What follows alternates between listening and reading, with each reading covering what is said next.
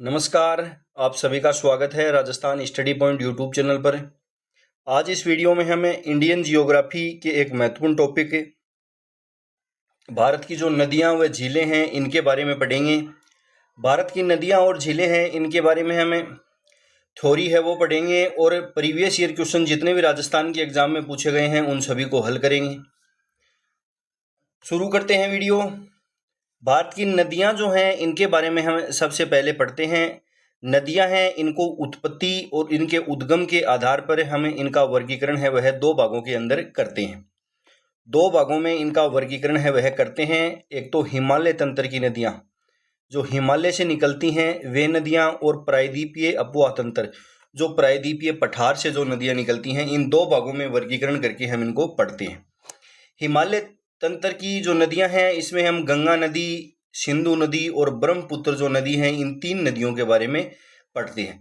तो सबसे पहले हमें हिमालय अपवाह तंत्र की जो नदियां हैं इसके बारे में पढ़ेंगे। हिमालय अपवाह तंत्र की जो नदियां हैं यह 12 मासी नदियां होती हैं। यह 12 महीनों तक बहती हैं। ये वी आकार की घाटियों का निर्माण है वह हिमालय अपवाह तंत्र की नदियों द्वारा किया जाता है। अब हमें सबसे पहले हिमालय तंत्र की पहली नदी सिंधु नदी जो है इसके बारे में पढ़ते हैं। सिंधु नदी जो है इसके बारे में हम पढ़ते हैं। सिंधु नदी जो है इसका उद्गम कहाँ से होता है? तो इसका उद्गम है यह बोखरचू। बोखरचू जो कैलाश पर्वत के अंदर है, यहाँ तिब्बत से इसका उद्गम है वह होता है। बोखरचू कैलाश पर्वत तिब्बत से इसका उद्गम है वह होता है।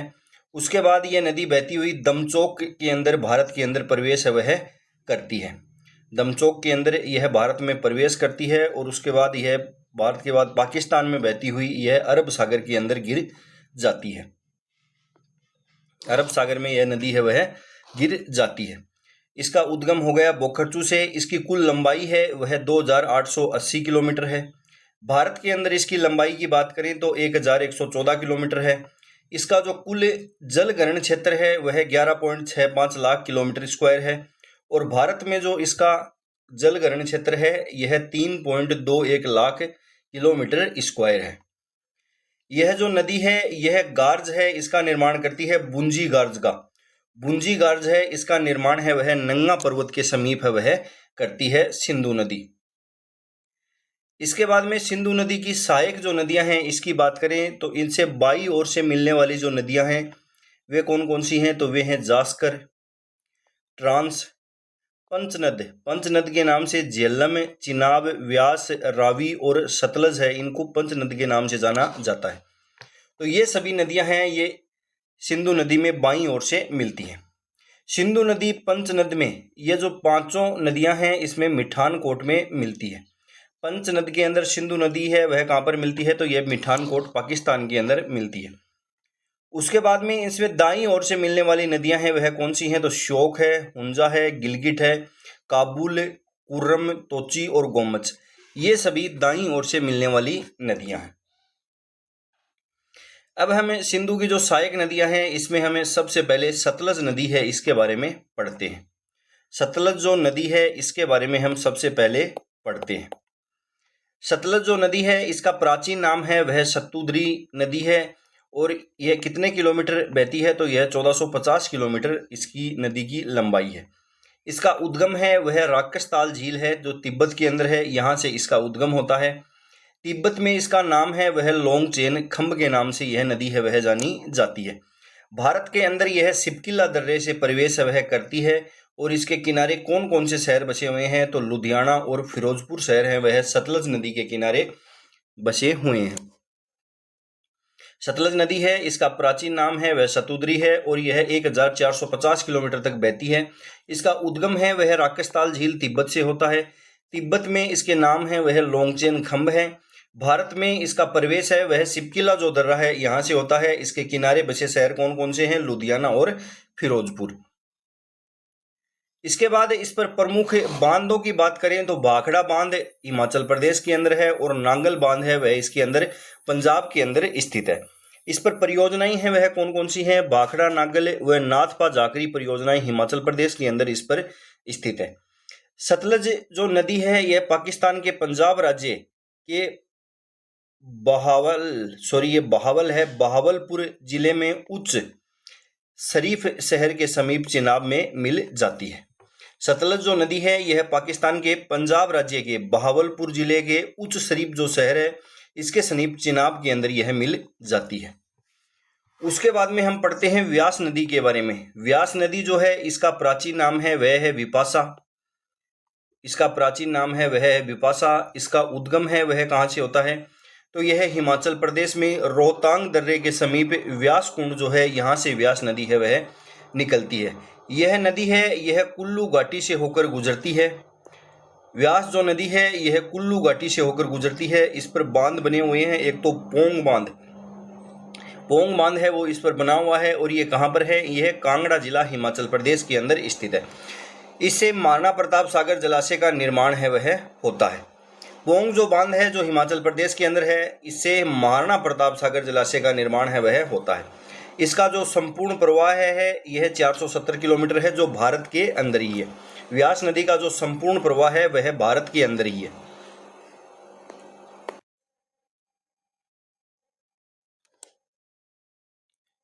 अब हम पढ़ते हैं रावी नदी के बारे में। रावी जो नदी है यह सिंधु की एक सहायक नदी है और इसका जो प्राचीन नाम है वह है पुरुषणी या इरावती। इसका जो प्राचीन नाम है वह पुरुषणी या इरावती है। इसका उद्गम है वह कहाँ से होता है, तो इसका उद्गम है यह भंगल गांव जो रोहतांग दर्रे के समीप है हिमाचल प्रदेश से इसका उद्गम है वह होता है। यह नदी चंबा घाटी से होकर गुजरती है। रावी जो नदी है यह चंबा घाटी से होकर गुजरती है। इसके बाद इसकी जो कुल लंबाई है यह कितनी है, तो यह 725 किलोमीटर है। इसकी जो कुल लंबाई है यह 725 किलोमीटर है। रावी नदी है यह पाकिस्तान के झंग जिले के निकट चिनाब में मिल जाती है। रावी जो नदी है यह पाकिस्तान के झंग जिले के निकट जाकर चिनाब जो नदी है इसमें मिल जाती है। रावी नदी के किनारे कौन सा शहर बसा हुआ है, तो यह बसा हुआ है लाहौर, पाकिस्तान। लाहौर जो पाकिस्तान का शहर है यह रावी नदी के किनारे बसा हुआ है। इस पर बांध कौन कौन से हैं, तो इस पर एक तो चमेरा बांध है जो हिमाचल प्रदेश के अंदर स्थित है। एक इस पर थीन व रंजीत सागर बांध हैं जो पंजाब के अंदर स्थित है। इसके बाद में इस पर परियोजनाएं हैं वह कौन कौन सी हैं, तो चमेरा बांध परियोजना है यह हिमाचल प्रदेश के अंदर है। शाहपुर कुंडी और थीन परियोजनाएं हैं ये रावी नदी पर पंजाब राज्य के अंदर स्थित है। तो ये सभी फैक्ट हैं वह इसके बारे में आप याद रखना। अगली आती है झेलम नदी। झेलम जो नदी है इसका प्राचीन नाम है वह है वितस्ता। इसका जो प्राचीन नाम है वह क्या है, वह है वितस्ता। झेलम नदी है इसकी लंबाई है वह कितनी है, तो यह है 725 किलोमीटर। झेलम नदी की जो लंबाई है यह 725 किलोमीटर है। उसके बाद में झेलम नदी का उद्गम है वह कहाँ से होता है, तो यह होता है वेरीनाग झरना है जम्मू कश्मीर के अंदर, यहाँ से इसका उद्गम है वह होता है वेरीनाग झरने से। झेलम नदी है यह वुल्लर झील का निर्माण है वह करती है। वुल्लर झील है यह कहाँ पर स्थित है, यह जम्मू कश्मीर में स्थित है और यह भारत की मीठे पानी की सबसे बड़ी झील है। भारत की मीठे पानी की सबसे बड़ी झील है वह कौन सी है, वुल्लर झील है जिसका निर्माण है वह झेलम नदी द्वारा किया जाता है। झेलम है इसकी सहायक नदी का क्या नाम है, तो यह है किशनगंगा। झेलम है इसकी सहायक नदी है वह किशनगंगा है जिसको नीलम के नाम से भी जाना जाता है। इसके बाद पाकिस्तान के झंग जिले में चिनाब में यह भी जाकर मिल जाती है। झेलम जो नदी है यह भारत पाक की सीमा में बहती है। भारत पाक की जो सीमा है इसके अंदर झेलम नदी है वह बहती है। इस पर परियोजनाएं हैं वह कौन कौन सी हैं, ये क्वेश्चन भी एग्जाम में पूछे जाते हैं कि परियोजनाएं कौन सी नदी पर हैं, किस राज्य के अंदर हैं, तो इस पर तुलबुल और उरी परियोजना है जो जम्मू कश्मीर के अंदर हैं। झेलम नदी पर कौन कौन सी परियोजनाएं हैं, इस पर तुलबुल और उरी परियोजनाएं हैं। इसके बाद आती है चिनाब नदी। चिनाब जो नदी है इसका प्राचीन नाम है वह क्या है, तो इसका प्राचीन नाम है वह है अस्किनी। इसकी लंबाई है वह 1180 किलोमीटर है। इस नदी का उद्गम है वह कहाँ से होता है, तो इसका उद्गम जो है यह हिमाचल प्रदेश का बारालाचा दर्रा है। यहाँ से निकलने वाली दो धाराएं हैं, एक तो चंद्र और एक भागा धारा। चंद्र और भागा दोनों धाराओं के मिलने से जो चिनाब नदी है इसका उद्गम है वह होता है। यह नदी है यह मिठानकोट पाकिस्तान में सिंधु नदी में मिल जाती है। इम्पोर्टेंट है ये चिनाब जो नदी है यह सिंधु नदी में कम मिलती है, तो यह मिठानकोट पाकिस्तान के अंदर मिलती है। यह नदी सिंधु की सबसे बड़ी सहायक नदी है। सिंधु की सबसे बड़ी सहायक नदी है वह कौन सी है, तो यह चिनाब नदी है। इस पर 3 प्रमुख परियोजनाएं हैं, वे कौन कौन सी हैं, तो वे हैं, एक तो है दुलहस्ती परियोजना, एक है सलाल परियोजना और एक है बगलिहार परियोजना। ये जम्मू और कश्मीर के अंदर इस पर चिनाब नदी पर स्थित है। तो ये सभी फैक्ट है वह आप याद रखना। इसके बाद में हम पढ़ेंगे गंगा अपवाह तंत्र। गंगा अपवाह तंत्र पढ़ने से पहले हम पढ़ते हैं सिंधु जल समझौता। सिंधु जल जो समझौता है इसके बारे में पढ़ते हैं। सिंधु जो जल समझौता है यह हुआ था 1960 के अंदर। 1960 में सिंधु जल समझौता है यह होता है। इसके अंदर जो सिंधु का जल है इसमें भारत है वह कितने जल का, तो भारत है यह 20% जल का, और पाकिस्तान है यह 80% जल का उपयोग है वह कर सकता है। तो सिंधु नदी के अंदर आप ये भी याद रखना, सिंधु नदी जल समझौता है वह कब हुआ था, तो यह भारत और पाकिस्तान के बीच 1960 के अंदर यह समझौता है वह होता है। अब हम पढ़ते हैं गंगा अपवाह तंत्र। गंगा अपवाह तंत्र है इसके बारे में पढ़ते हैं। गंगा जो नदी है इसके उपनामों की हम बात करें तो गंगा नदी है इसको पद्मा के नाम से जाना जाता है बांग्लादेश में, इसको मेघना के नाम से भी जाना जाता है, इसको भागीरथी व हुगली के नाम से जाना जाता है पश्चिम बंगाल में। तो ये इसके उपनाम है वो आप याद रखना। गंगा जो अपवाह तंत्र है यह भारत का सबसे बड़ा अपवाह तंत्र है। भारत का जो सबसे बड़ा अपवाह तंत्र है वह है गंगा। भारत के लगभग 25% भाग पर गंगा अपवाह तंत्र है यह विस्तृत है। गंगा नदी है वह भारत के अंदर कहाँ कहाँ पर बहती है, तो भारत के अंदर यह उत्तराखंड से यूपी, बिहार, पश्चिम बंगाल और उसके बाद में यह बांग्लादेश के अंदर चली जाती है। बांग्लादेश में इसको पद्मा के नाम से जाना जाता है। तो यह भारत के कितने राज्यों के अंदर बहती है, उत्तराखंड, यूपी, बिहार और पश्चिम बंगाल 4 राज्यों में यह नदी है वह बहती है। उसके बाद में हम बात करते हैं इसका उद्गम है वह कहाँ से होता है। इसका उद्गम जो है यह कहाँ से होता है, तो यह होता है गंगोत्री हिमनद के गोमुख से इसका उद्गम है वह होता है। इसका जो उद्गम है यह देवप्रयाग नामक स्थान है। यहाँ पर 2 नदियां हैं, एक तो अलकनंदा और एक भागीरथी। इन दोनों नदियों के मिलने से इसका उद्गम है वह होता है। इसकी समाप्ति या इसका संगम है वह बांग्लादेश में यह ब्रह्मपुत्र की नदी के अंदर जाकर मिल जाती है। इसकी लंबाई है वह 2225 किलोमीटर है। सर्वाधिक इसकी लंबाई है वह उत्तर प्रदेश के अंदर है 1450 किलोमीटर। गंगा जो है यह भारत की सबसे लंबी नदी है। इसके कुल जल ग्रहण क्षेत्र की यदि हम बात करें तो इसका जो कुल जल ग्रहण क्षेत्र है यह 10.63 लाख किलोमीटर स्क्वायर है, जिसमें से भारत के अंदर इसका जो जल ग्रहण है क्षेत्र है यह 8.61 लाख किलोमीटर स्क्वायर है। इसके बाद में हमें गंगा जो है इसकी सहायक नदियों की यदि बात करें तो इसमें बाईं ओर से मिलने वाली नदियां हैं वह कौन कौन सी हैं। ये पहली तो है रामगंगा, गोमती, घाघरा, गंडक, बूढ़ी गंडक, कोसी और महानंदा। ये सभी नदियां हैं यह गंगा नदी के अंदर बाईं ओर से मिलती हैं। उसके बाद में गंगा नदी के अंदर दाईं ओर से मिलने वाली नदियां हैं वह कौन सी हैं, तो वे हैं यमुना, सोन, टोंस और करमनास। ये चारों नदियां हैं यह गंगा नदी के अंदर दाईं ओर से मिलती हैं।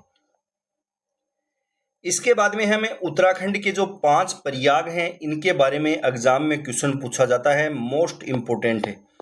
पहला है विष्णु प्रयाग। विष्णु प्रयाग है यहाँ पर कौन कौन सी नदियां हैं इनका संगम होता है, तो विष्णु जो प्रयाग है यहाँ पर अलकनंदा में धौली गंगा है वह आकर मिलती है। उसके बाद में है नंद प्रयाग। नंद प्रयाग जो है यहाँ पर अलकनंदा और नंदाकनी जो हैं ये मिलती हैं। कर्ण प्रयाग है यहाँ पर अलकनंदा है इसमें पिंडार मिलती है। रुद्र प्रयाग है यहाँ पर अलकनंदा है इसके अंदर मंदाकिनी है वह मिलती है। उसके बाद में है देव प्रयाग। देव प्रयाग के अंदर मिलती हैं अलकनंदा और भागीरथी। उसके बाद में यह बनती है गंगा नदी। ये पांचों इंपॉर्टेंट हैं, इसके बारे में एग्जाम में क्वेश्चन है वह पूछा जाता है। उसके बाद में गंगा नदी के किनारे कौन कौन से शहर है वह बचे हुए हैं, तो एक तो है प्रयागराज शहर उत्तर प्रदेश का, उसके बाद में ऋषिकेश, हरिद्वार, कानपुर, बक्सर बिहार, ये सभी शहर हैं वह गंगा नदी के किनारे बसे हुए हैं। तो ये स्थान और नदी संगम है, ये आप याद रखना, एग्जाम में क्वेश्चन इनके बारे में पूछा जाता है, इंपॉर्टेंट है। इसमें आपसे पूछेगा कि विष्णु प्रयाग है, यहाँ पर कौन कौन सी नदियां मिलती हैं, तो अलकनंदा और धौलीगंगा। देव प्रयाग है, यहाँ पर अलकनंदा भागीरथी। कर्ण प्रयाग है, यहाँ पर कौन सी मिलती हैं, तो अलकनंदा और पिंडार। ये सभी नदियां और ये स्थान है, आप याद रखना। उसके बाद में हम जो सहायक नदियां हैं इनके बारे में पढ़ते हैं। सबसे पहले पढ़ते हैं यमुना के बारे में, जो गंगा की सबसे लंबी सहायक नदी है। इसकी लंबाई है वह 1376 किलोमीटर है और यह गंगा की सबसे लंबी सहायक नदी है। इसका उद्गम है वह कहाँ से होता है यमुना का, तो बंदर पूंछ चोटी क्षेत्र के अंदर स्थित है यमुनोत्री हिमनद, उत्तराखंड के अंदर। यहाँ से इसका उद्गम है वह होता है। उसके बाद में क्या होता है, यह नदी उत्तराखंड, हिमाचल प्रदेश, हरियाणा, दिल्ली और उत्तर प्रदेश में बहती हुई यह प्रयागराज उत्तर प्रदेश में गंगा में जाकर मिल जाती है। यमुना जो नदी है यह गंगा में कहाँ पर मिलती है, तो यह प्रयागराज उत्तर प्रदेश में गंगा में मिलती है। इसके अंदर दाईं ओर से जो मिलने वाली नदियां हैं यमुना की वह कौन कौन सी हैं, तो वह टोंस, गिरी, चंबल जो नदी है यह यमुना की सहायक नदी है और यमुना है यह गंगा की सहायक नदी है।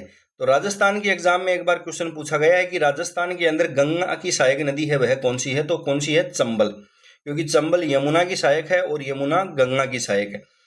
उसके बाद में आती है सिंध नदी, बेतवा और केन जो नदी है यह कैमूर श्रेणी से निकलती है। टोंस जो नदी है यह यमुना में सर्वाधिक जल लाने वाली नदी है।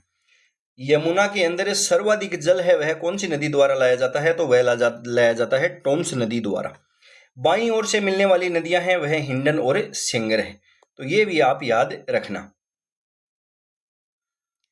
उसके बाद में यमुना जो है इस पर प्रमुख परियोजनाएं हैं वह कौन कौन सी हैं, तो पहली तो है किसाऊ परियोजना जो टोंस नदी पर है, रेणुका जी परियोजना जो गिरी नदी पर है, लखवार परियोजना यह यमुना नदी पर है। तो ये तीन मुख्य परियोजनाएं हैं। उसके बाद में हम पढ़ते हैं सोन नदी के बारे में। सोन नदी है इसके बारे में हम पढ़ते हैं। सोन नदी जो है इसकी लंबाई है वह कितनी है, तो इसकी लंबाई है यह 784 किलोमीटर है। इसका उद्गम है वह कहाँ से होता है, तो इसका उद्गम है यह अमरकंटक का पठार है मध्य प्रदेश के अंदर, यहाँ से सोन नदी का उद्गम है वह होता है। उसके बाद में क्या होता है, सोनपुर बिहार के अंदर, सोनपुर बिहार में सोन नदी है यह गंगा में जाकर मिल जाती है। कहाँ कहाँ पर बहती है, तो यह मध्य प्रदेश से निकलती है, उसके बाद यूपी, झारखंड और बिहार में बहती हुई सोनपुर बिहार में गंगा में यह मिल जाती है। इसकी सहायक नदियां हैं वह कौन कौन सी हैं, तो इसकी सहायक नदियां रिहंद और उत्तरी कोयल, ये इसकी दो महत्वपूर्ण सहायक नदियां हैं। रिहंद जो बांध है, रिहंद बांध से गोविंद वल्लभ सागर जलाशय का निर्माण है वह होता है। रिहंद जो बांध है यहाँ से गोविंद वल्लभ सागर जलाशय का निर्माण है वह होता है। इसके बाद इसे बाईं ओर से मिलने वाली जो सहायक नदियां हैं इनके बारे में पढ़ते हैं। पहली है रामगंगा नदी। रामगंगा जो नदी है इसकी लंबाई है वह 596 किलोमीटर है। इसका उद्गम है वह कहाँ से होता है, तो इसका उद्गम है रामगंगा नदी का वह दूधातोली पहाड़ी, गढ़वाल जिला, उत्तर प्रदेश से इसका उद्गम है वह होता है। कन्नौज यूपी के अंदर रामगंगा नदी है यह गंगा में जाकर मिल जाती है। रोहिलखंड का जो मैदान है, जो हमने भारत के भौतिक प्रदेश पढ़े थे उसमें पढ़ा था रोहिलखंड मैदान, यह रोहिलखंड जो मैदान है इसकी प्रमुख नदी है रामगंगा नदी। यह नदी जिम कार्बेट नेशनल पार्क जो उत्तराखंड में स्थित है यहाँ से होकर गुजरती है। Jim Corbett national park Uttarakhand से होकर कौन सी नदी गुजरती है, तो यह गुजरती है रामगंगा नदी। उत्तराखंड राज्य की ग्रीष्मकालीन राजधानी गैरसैंण इसी नदी के उद्गम स्थल के समीप है। उत्तराखंड राज्य की जो ग्रीष्मकालीन राजधानी है गैरसैंण वह रामगंगा नदी के उद्गम स्थल के समीप स्थित है। इसके बाद में हम पढ़ते हैं गोमती नदी। गोमती नदी है, इसकी लंबाई 475 किलोमीटर है। इसका उद्गम है वह कहाँ से होता है, तो यह गोमत ताल, पीलीभीत जिला, उत्तर प्रदेश से इसका उद्गम है वह होता है। यह यूपी में गंगा में मिल जाती है। यूपी के अंदर गोमती नदी है, यह गंगा में मिल जाती है। अवध मैदान, जो अवध का मैदान है, यहाँ की प्रमुख नदी है वह कौन सी है, तो यह है गोमती नदी। और त्रिपुरा की सबसे लंबी नदी है वह कौन सी है, वह है गोमती। एक तो है गोमती और एक गोमती। गोमती नदी है, यह अवध मैदान की प्रमुख नदी है, जो गोमत ताल, पीलीभीत जिला, उत्तर प्रदेश से निकलती है। और त्रिपुरा की सबसे लंबी नदी है वह है गोमती। गोमती नदी के किनारे इंपॉर्टेंट है, ये कौन कौन से शहर है वह बसे हुए हैं, तो लखनऊ व जौनपुर, ये दो शहर हैं वह गोमती नदी के किनारे बसे हुए हैं। उसके बाद में हम पढ़ते हैं घाघरा नदी के बारे में। घाघरा नदी है, इसके बारे में पढ़ते हैं। घाघरा जो नदी है, इसकी लंबाई 814 किलोमीटर है और इसका उद्गम है वह कहाँ से होता है। घाघरा नदी है, इसका उद्गम है वह कहाँ से होता है। इसका उद्गम है, यह माप चाचुंगो हिमनद है, तिब्बत में, यहाँ से घाघरा नदी है वह निकलती है। नेपाल के चिसपानी नामक स्थान पर यह गहरी गार्ज का निर्माण है वह करती है। घाघरा जो नदी है, इसके द्वारा नेपाल के चिसपानी नामक स्थान पर गहरी गार्ज का निर्माण है वह किया जाता है। घाघरा जो नदी है, इसको नेपाल के अंदर कर्णाली के नाम से जाना जाता है। नेपाल के अंदर घाघरा जो नदी है, इसको कर्णाली के नाम से जाना जाता है। यह यूपी से बहते हुए छपरा बिहार में गंगा में मिल जाती है। यह यूपी में बहते हुए छपरा जो बिहार है, यहाँ पर यह गंगा के अंदर मिल जाती है। इसकी सहायक नदियों की हम बात करें तो कौन कौन सी हैं, शारदा नदी, जिसको काली नदी के नाम से भी जानते हैं। सरयू नदी, जिसके किनारे अयोध्या शहर है वह बसा हुआ है। राप्ती नदी, जिसके किनारे गोरखपुर शहर है वह बसा हुआ है। ये 3 नदियां हैं, वह इसकी मुख्य सहायक नदियां हैं। शारदा नदी, जिसको काली नदी कहा जाता है। सरयू नदी, जिसके किनारे अयोध्या शहर बसा हुआ है। राप्ती नदी, जिसके किनारे गोरखपुर शहर है वह बसा हुआ है। अब हमें थोड़ा सा शारदा नदी है, इसके बारे में पढ़ते हैं। शारदा नदी है, इसका उद्गम कहाँ से होता है, तो यह होता है मिलाम हिमनद, नेपाल, यहाँ से इसका उद्गम है वह होता है। बाराबांकी उत्तर प्रदेश में यह घाघरा नदी के अंदर मिल जाती है। इसके अन्य नाम है वह कौन कौन से हैं, तो इसको गौरी गंगा के नाम से जाना जाता है नेपाल में, और काली नदी के नाम से इसको भारत और नेपाल की जो सीमा है, यहाँ पर इसको काली नदी के नाम से जाना जाता है, शारदा को। अब हम पढ़ते हैं गंडक नदी के बारे में। गंडक जो नदी है, इसकी लंबाई है 814 किलोमीटर। इसका उद्गम है, यह नेपाल हिमालय में धौलागिरी व माउंट एवरेस्ट के बीच से इसका उद्गम है वह होता है। इसका उद्गम नेपाल में काली गंडक और त्रिशूल गंगा धाराओं के मिलने से होता है। 2 नदियां हैं, काली गंडक और त्रिशूल गंगा। इन दोनों नदियों के मिलने से गंडक नदी है, इसका निर्माण है वह होता है। यह पटना के निकट सोनपुर में गंगा के अंदर मिल जाती है। पटना के निकट सोनपुर है, यहाँ पर यह गंगा नदी के अंदर मिल जाती है। इसके बाद में है कोसी नदी। कोसी जो नदी है, इसे बिहार का शोक है वह कहा जाता है।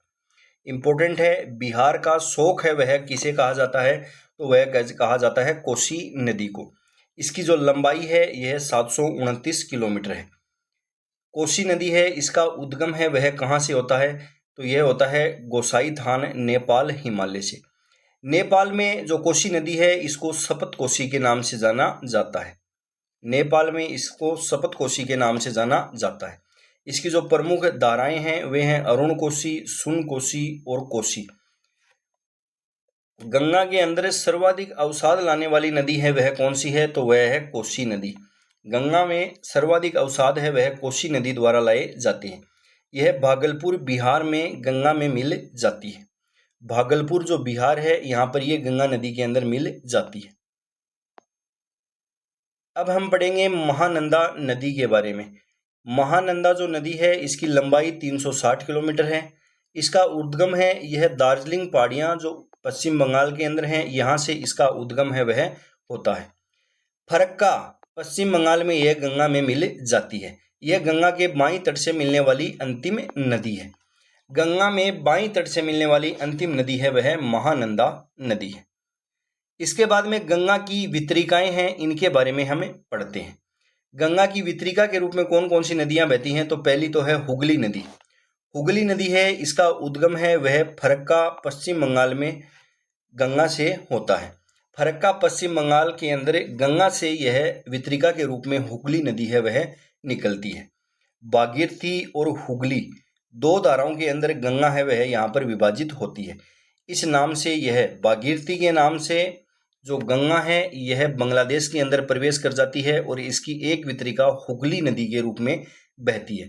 तो फरक्का पश्चिम बंगाल के अंदर गंगा है यह दो भागों में विभाजित हो जाती है, जिसमें से एक भागीरथी के नाम से तो यह प्रवेश कर जाती है बांग्लादेश में, और हुगली नदी है यह बहती है भारत के अंदर। यह नदी बंगाल की खाड़ी में गिरती है। हुगली जो नदी है यह बंगाल की खाड़ी के अंदर गिरती है। इसकी सहायक नदियां हैं वह कौन कौन सी हैं? तो इसे मयूराक्षी या दामोदर, मयूराक्षी और दामोदर दो सहायक नदियां हैं वह इसकी हैं। इसे विश्वासघाती नदी भी कहा जाता है। कई बार इस नदी के अंदर पानी अधिक होने के कारण बाढ़ के हालात हैं वह उत्पन्न हो जाते हैं। इस कारण हुगली नदी है इसको विश्वासघाती नदी के नाम से भी जाना जाता है। इसके किनारे बसे शहर हैं वह एक तो कोलकाता शहर और एक हल्दिया बंदरगाह है वह हुगली नदी के किनारे स्थित है। इसके बाद में हम पढ़ते हैं दामोदर नदी। दामोदर जो नदी है इसका उद्गम छोटा नागपुर पठार झारखंड से होता है। छोटा नागपुर पठार झारखंड है, यहाँ से इसका उद्गम है वह होता है।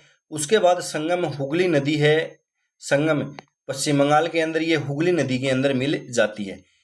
दामोदर नदी है इसकी सहायक नदियां हैं वह कौन कौन सी हैं? तो एक तो है कोनार, बोकारो, जमुनिया, साली और बराकर, ये सभी हैं वह दामोदर नदी है इसकी सहायक नदियां। दामोदर जो नदी है यह भ्रंश घाटी में बहती है, इस कारण इसे भारत की रूर घाटी भी कहते हैं। इस कारण इसको भारत की रूर घाटी के नाम से भी जाना जाता है। उपनाम इसको बंगाल का शोक है वह कहा जाता है। बिहार का शोक है वह कोसी नदी को कहते हैं, बंगाल का शोक है वह दामोदर नदी को कहा जाता है। दामोदर नदी घाटी परियोजना जो है यह यूएसए की जो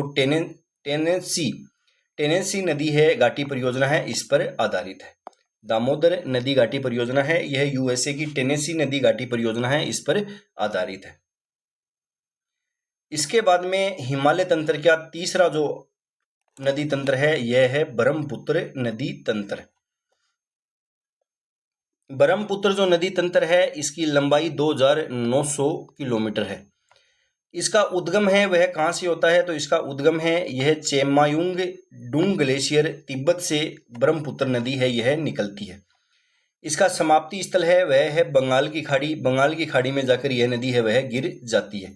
लंबाई इसकी पड़ चुके हैं 2900 किलोमीटर है। इसका प्रवाह क्षेत्र है यह अरुणाचल प्रदेश के अंदर, फिर असम और फिर बांग्लादेश के अंदर यह नदी है वह बहती है। इसका जो कुल जल ग्रहण क्षेत्र है वह 5.8 लाख किलोमीटर स्क्वायर है। इसमें से 1.94 लाख किलोमीटर स्क्वायर है इसका जल ग्रहण क्षेत्र यह है भारत के अंदर स्थित है। नामचा बरुआ शिखर के पास दिहांग गार्ज बनाते हुए अरुणाचल प्रदेश में प्रवेश है वह करती है। नामचा बरुआ जो शिखर है इसके पास दिहांग गार्ज का निर्माण करती है ब्रह्मपुत्र नदी, और बाद में यह अरुणाचल प्रदेश में प्रवेश है वह कर जाती है। ब्रह्मपुत्र नदी है इसके उपनामों की हम बात करें तो तिब्बत है, यहाँ पर इसको सांगपो के नाम से जाना जाता है। अरुणाचल प्रदेश में इस नदी को दिहांग के नाम से जाना जाता है। असम में इस नदी को ब्रह्मपुत्र के नाम से जाना जाता है। बांग्लादेश में इसे जमुना के नाम से जाना जाता है। गंगा में मिलने पर यह कहलाती है पद्मा, और मेघना में मिलने पर यह कहलाती है मेघना। तो ये सभी इसके उपनाम हैं, ये आप याद रखना। इसके बाद में है कि ब्रह्मपुत्र नदी भारत में सर्वाधिक जल लाती है। भारत के अंदर सर्वाधिक जल लाने वाली नदी है वह कौन सी है? तो वह है ब्रह्मपुत्र नदी। ब्रह्मपुत्र नदी पर सर्वाधिक जल विद्युत क्षमता है। ब्रह्मपुत्र जो नदी है इस पर सर्वाधिक जल विद्युत क्षमता है। ब्रह्मपुत्र नदी है यह सुंदरवन डेल्टा का निर्माण है वह करती है। यह भी हम पढ़ चुके हैं भौतिक प्रदेश में। ब्रह्मपुत्र नदी है यह सुंदरवन डेल्टा का निर्माण है वह करती है। इसके बाद में एक इंपॉर्टेंट है माजुली द्वीप। माजुली जो द्वीप है यह विश्व का सबसे बड़ा नदी द्वीप है। माजुली जो द्वीप है यह विश्व का सबसे बड़ा नदी द्वीप है। इसका निर्माण है वह ब्रह्मपुत्र नदी द्वारा किया जाता है।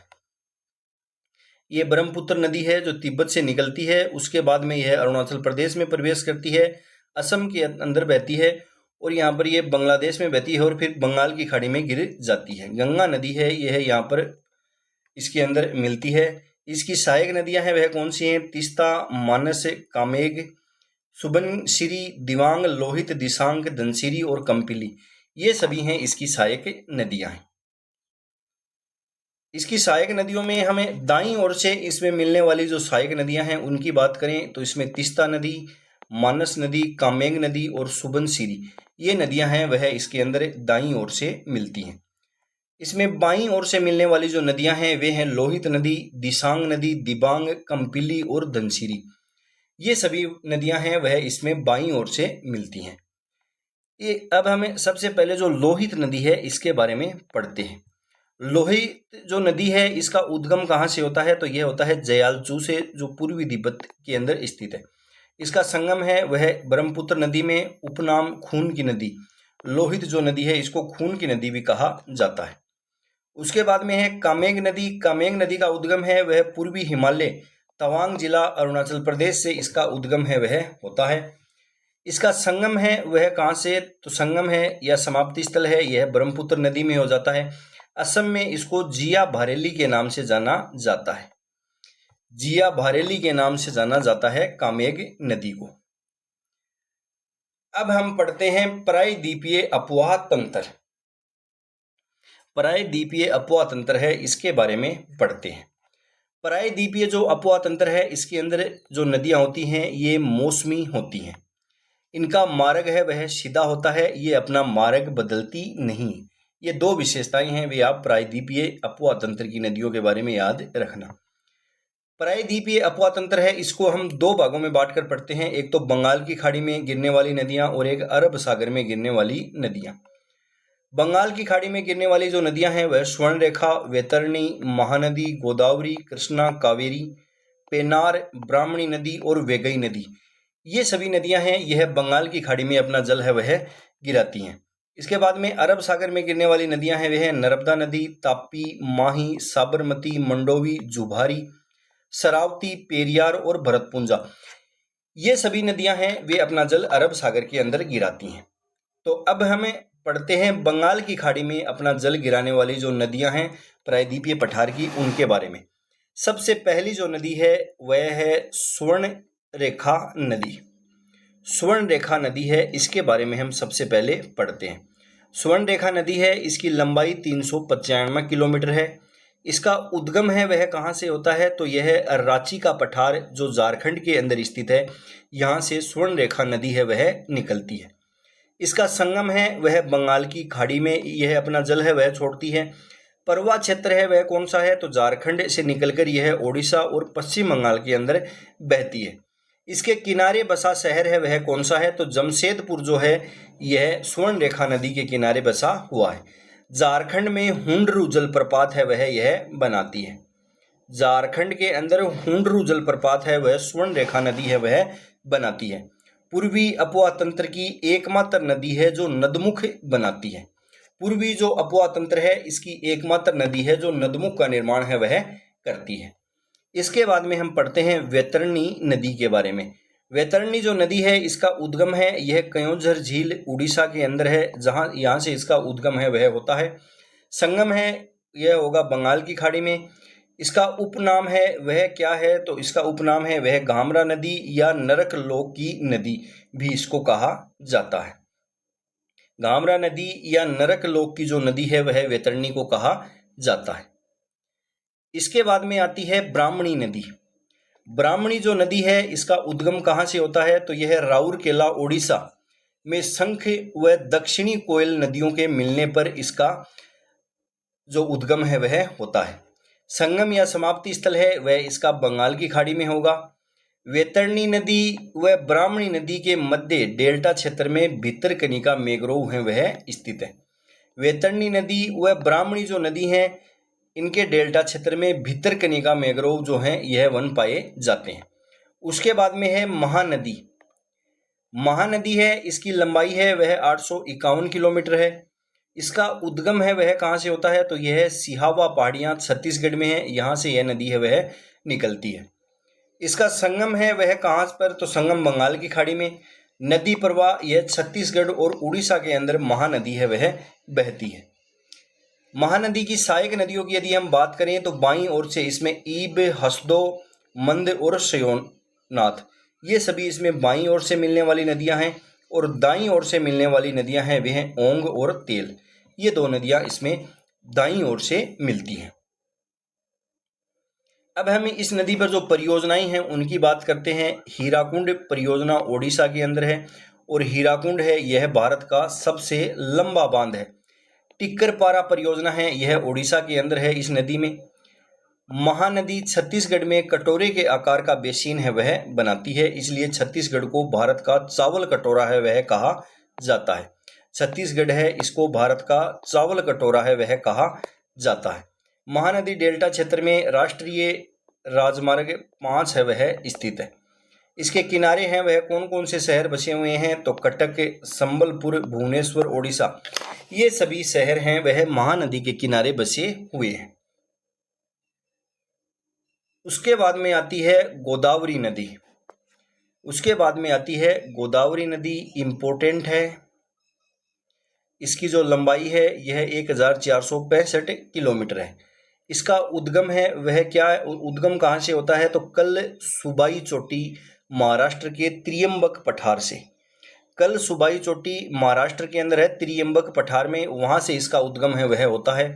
संगम बंगाल की खाड़ी में। यह दक्षिणी भारत की सबसे लंबी नदी है।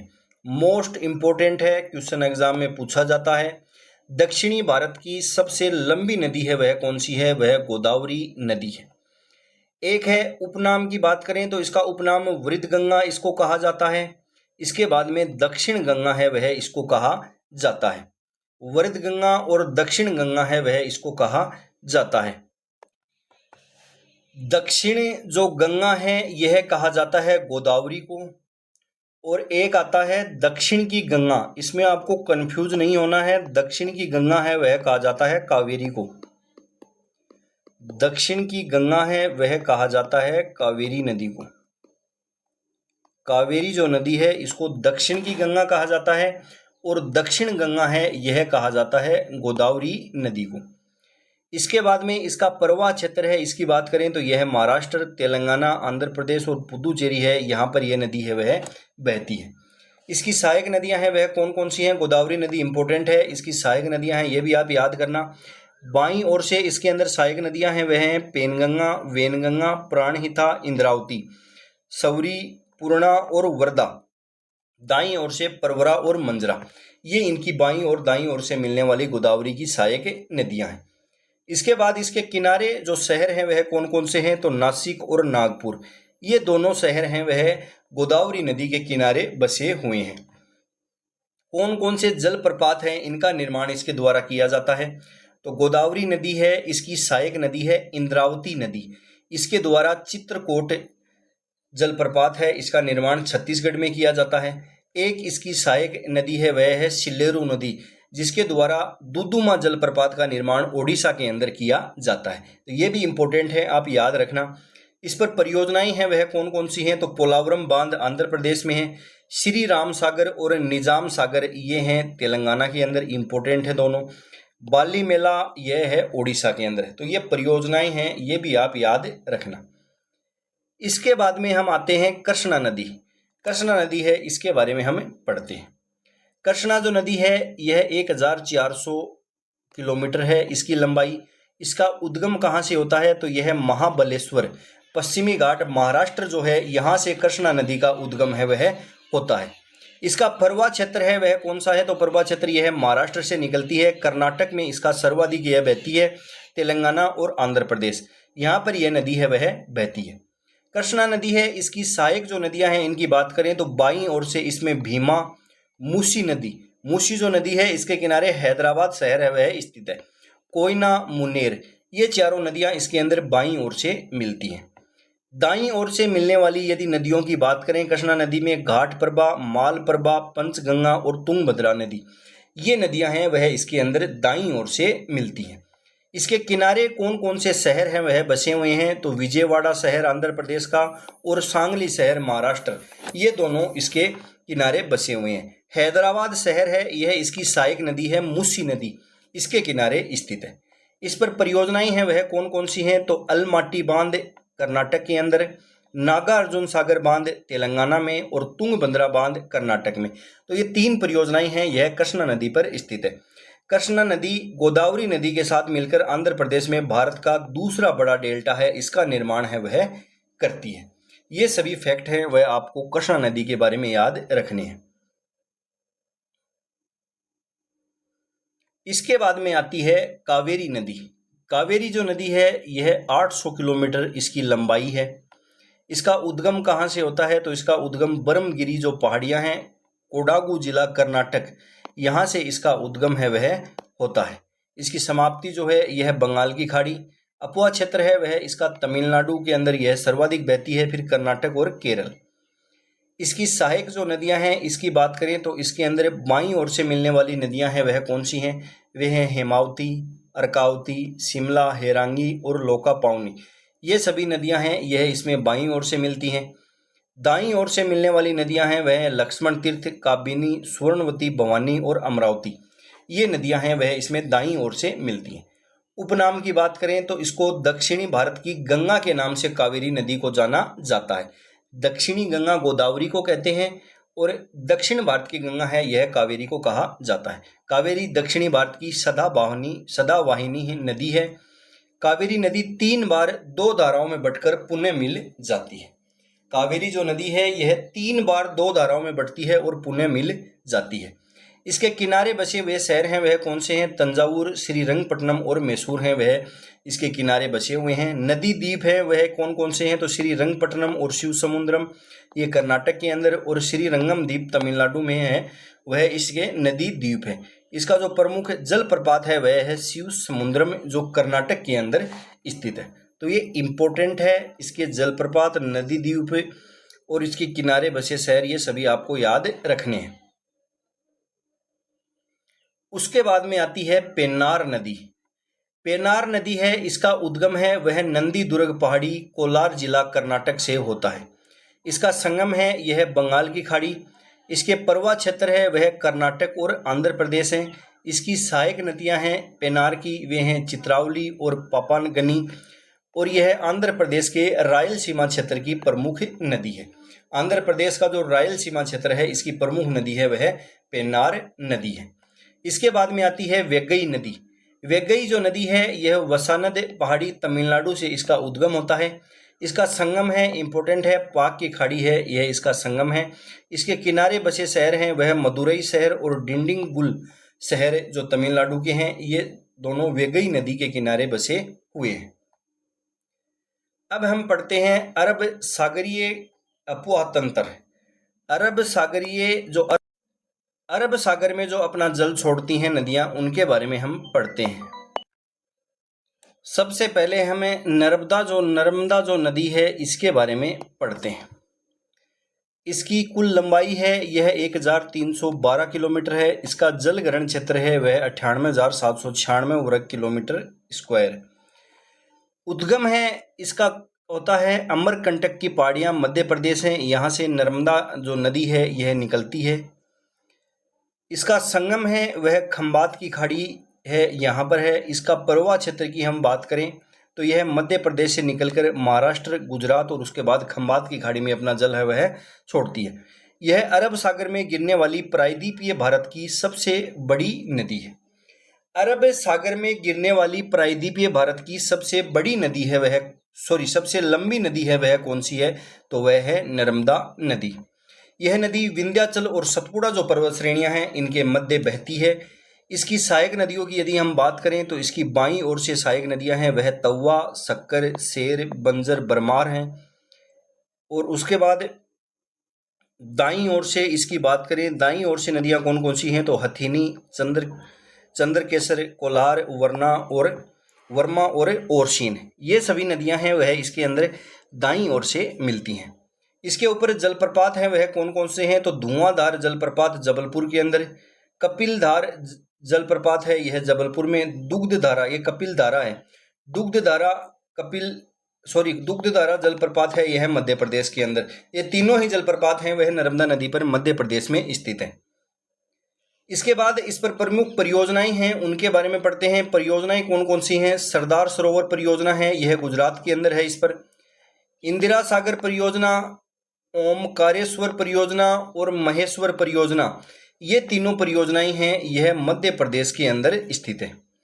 इसके किनारे बसे शहर हैं वह कौन कौन से हैं? तो जबलपुर, होशंगाबाद मध्य प्रदेश के अंदर और भरूच गुजरात, ये तीनों हैं वह इसके किनारे बसे हुए शहर हैं।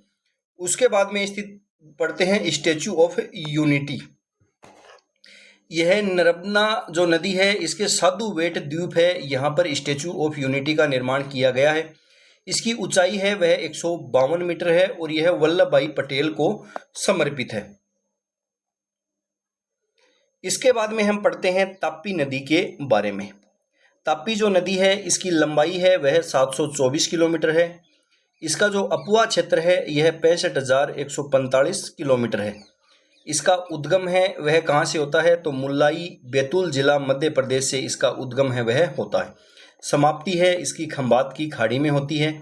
परवा क्षेत्र मध्य प्रदेश से यह निकलती है, महाराष्ट्र में यह सर्वाधिक बहती है और उसके बाद गुजरात के बाद यह खंबात की खाड़ी में गिर जाती है। यह सतपुड़ा पर्वत व अजंता श्रेणियां जो हैं इनके मध्य यह बहती है। ताप्ती नदी पर परियोजनाएं हैं वह कौन कौन सी हैं? तो उकाई परियोजना और काकरापारा परियोजना है, यह गुजरात के अंदर ताप्ती नदी पर स्थित है।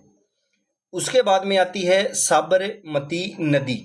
साबरमती जो नदी है यह 371 किलोमीटर इसकी लंबाई है। साबरमती नदी है इसका उद्गम अरावली पर्वत उदयपुर के अंदर, संगम खंबात की खाड़ी। इसके किनारे बसे शहर हैं वह गांधीनगर और अहमदाबाद हैं। सहायक नदियां इसकी वेतरक, सेई, हतमती, मेसवा, मानसी और वाक्कल। साबरमती जो नदी है इसके बारे में हमें राजस्थान जियोग्राफी है इसके बारे में भी डिटेल से पढ़ते हैं। उसके बाद में लूणी नदी आती है। लूणी नदी राजस्थान की जो एक मुख्य नदी है, इसकी लंबाई 495 किलोमीटर। उद्गम नाग पहाड़ अजमेर से इसका उद्गम होता है और यह कच्छ का रण में जाकर गिरती है।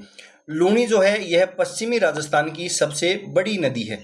इसकी सहायक नदियों की हम बात करें तो इसमें बाई ओर से सूकड़ी, बांडी, खारी, जवाई, सागी, मीठड़ी, लीलड़ी व गुइया जो नदियां हैं ये इसकी बाईं ओर से सहायक नदियां हैं जो इसमें मिलती हैं।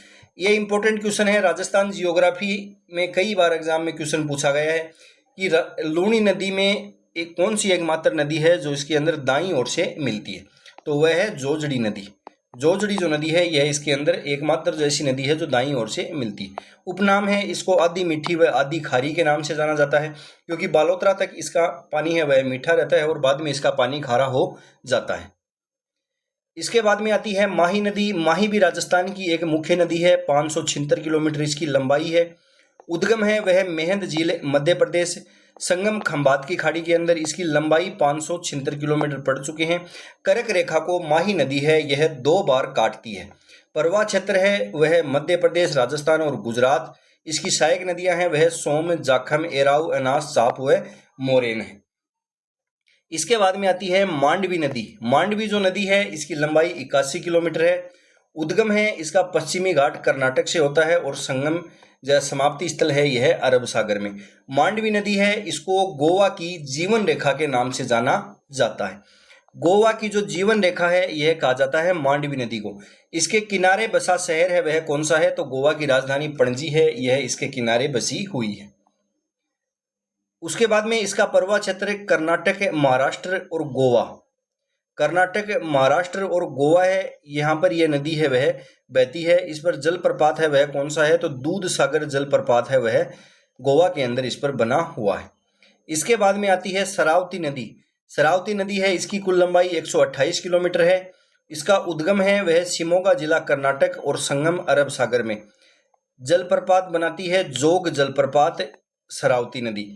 इसके बाद में आती है जुआरी नदी। जुआरी जो नदी है यह पश्चिमी घाट गोवा से इसका उद्गम होता है, संगम अरब सागर से होता है और यह एक जवारीय नदी है। इस नदी के मुहाने पर मोरमुगांव बंदरगाह है वह स्थित है। मोरमुगांव जो बंदरगाह है वह इसके मुहाने पर स्थित है। इसके बाद में आती है पेरियार नदी। पेरियार जो नदी है इसकी लंबाई 244 किलोमीटर है। उद्गम इसका अन्नामलाई पहाड़ी पश्चिमी घाट से होता है। इसका संगम या समाप्ति स्थल अरब सागर है। केरल की जीवन रेखा इसको कहा जाता है। केरल की जीवन रेखा है वह पेरियार नदी को कहा जाता है। यह केरल की दूसरी सबसे लंबी नदी है। इस पर प्रमुख परियोजना है वह कौन सी है, तो इडुक्की परियोजना है वह इस पर स्थित है। अगली है पोनांगी नदी या भरतपुंजा नदी।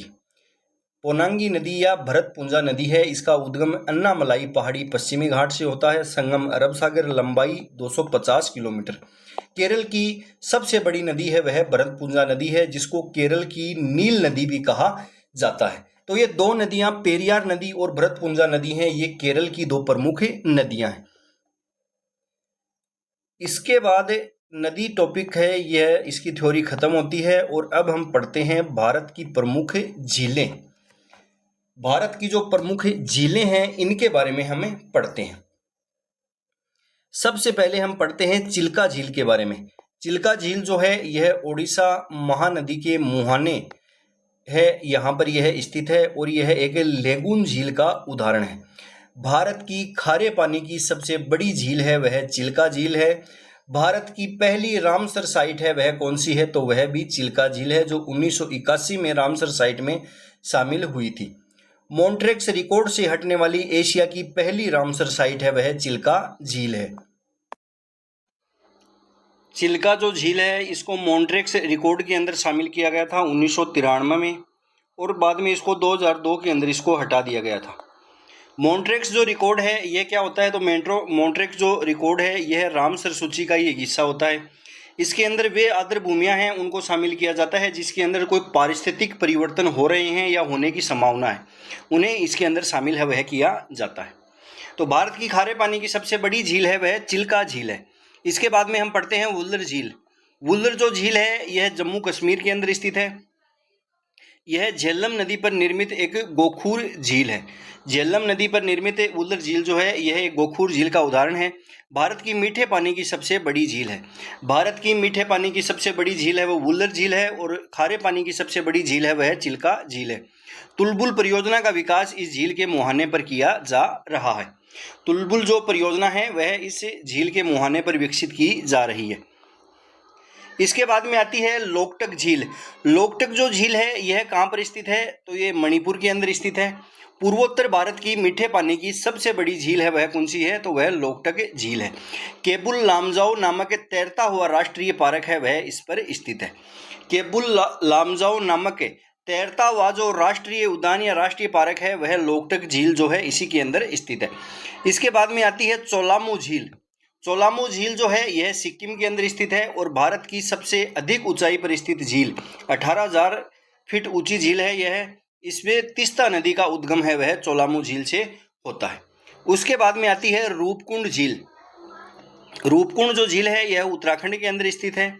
यहाँ मिलने वाले नर कंकालों के कारण इसको रहस्यमयी झील भी कहा जाता है। तो रहस्यमयी झील किसको कहा जाता है, रूपकुंड झील को। इसके बाद में आती है पुलिकट झील। इसके बाद में आती है पुलिकट झील जो आंध्र प्रदेश व तमिलनाडु की सीमा पर स्थित है। खारे पानी की झील है यह। सेकंड खारे पानी की सबसे बड़ी झील है वह पुलिकट झील है। पहली है वह चिल्का झील है। यहाँ श्री हरिकोटा द्वीप है वह स्थित है। इसके बाद में आती है सांबर झील। सांबर झील है यह जयपुर राजस्थान के अंदर स्थित है। भारत की खारे पानी की सबसे बड़ी अंतर्देशीय झील है वह कौन सी है, सांबर झील है।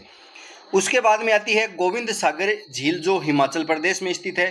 भारत की सबसे बड़ी कृत्रिम झील, भारत की सबसे बड़ी कृत्रिम या मानव निर्मित झील है वह कौन सी है, तो वह गोविंद सागर झील है।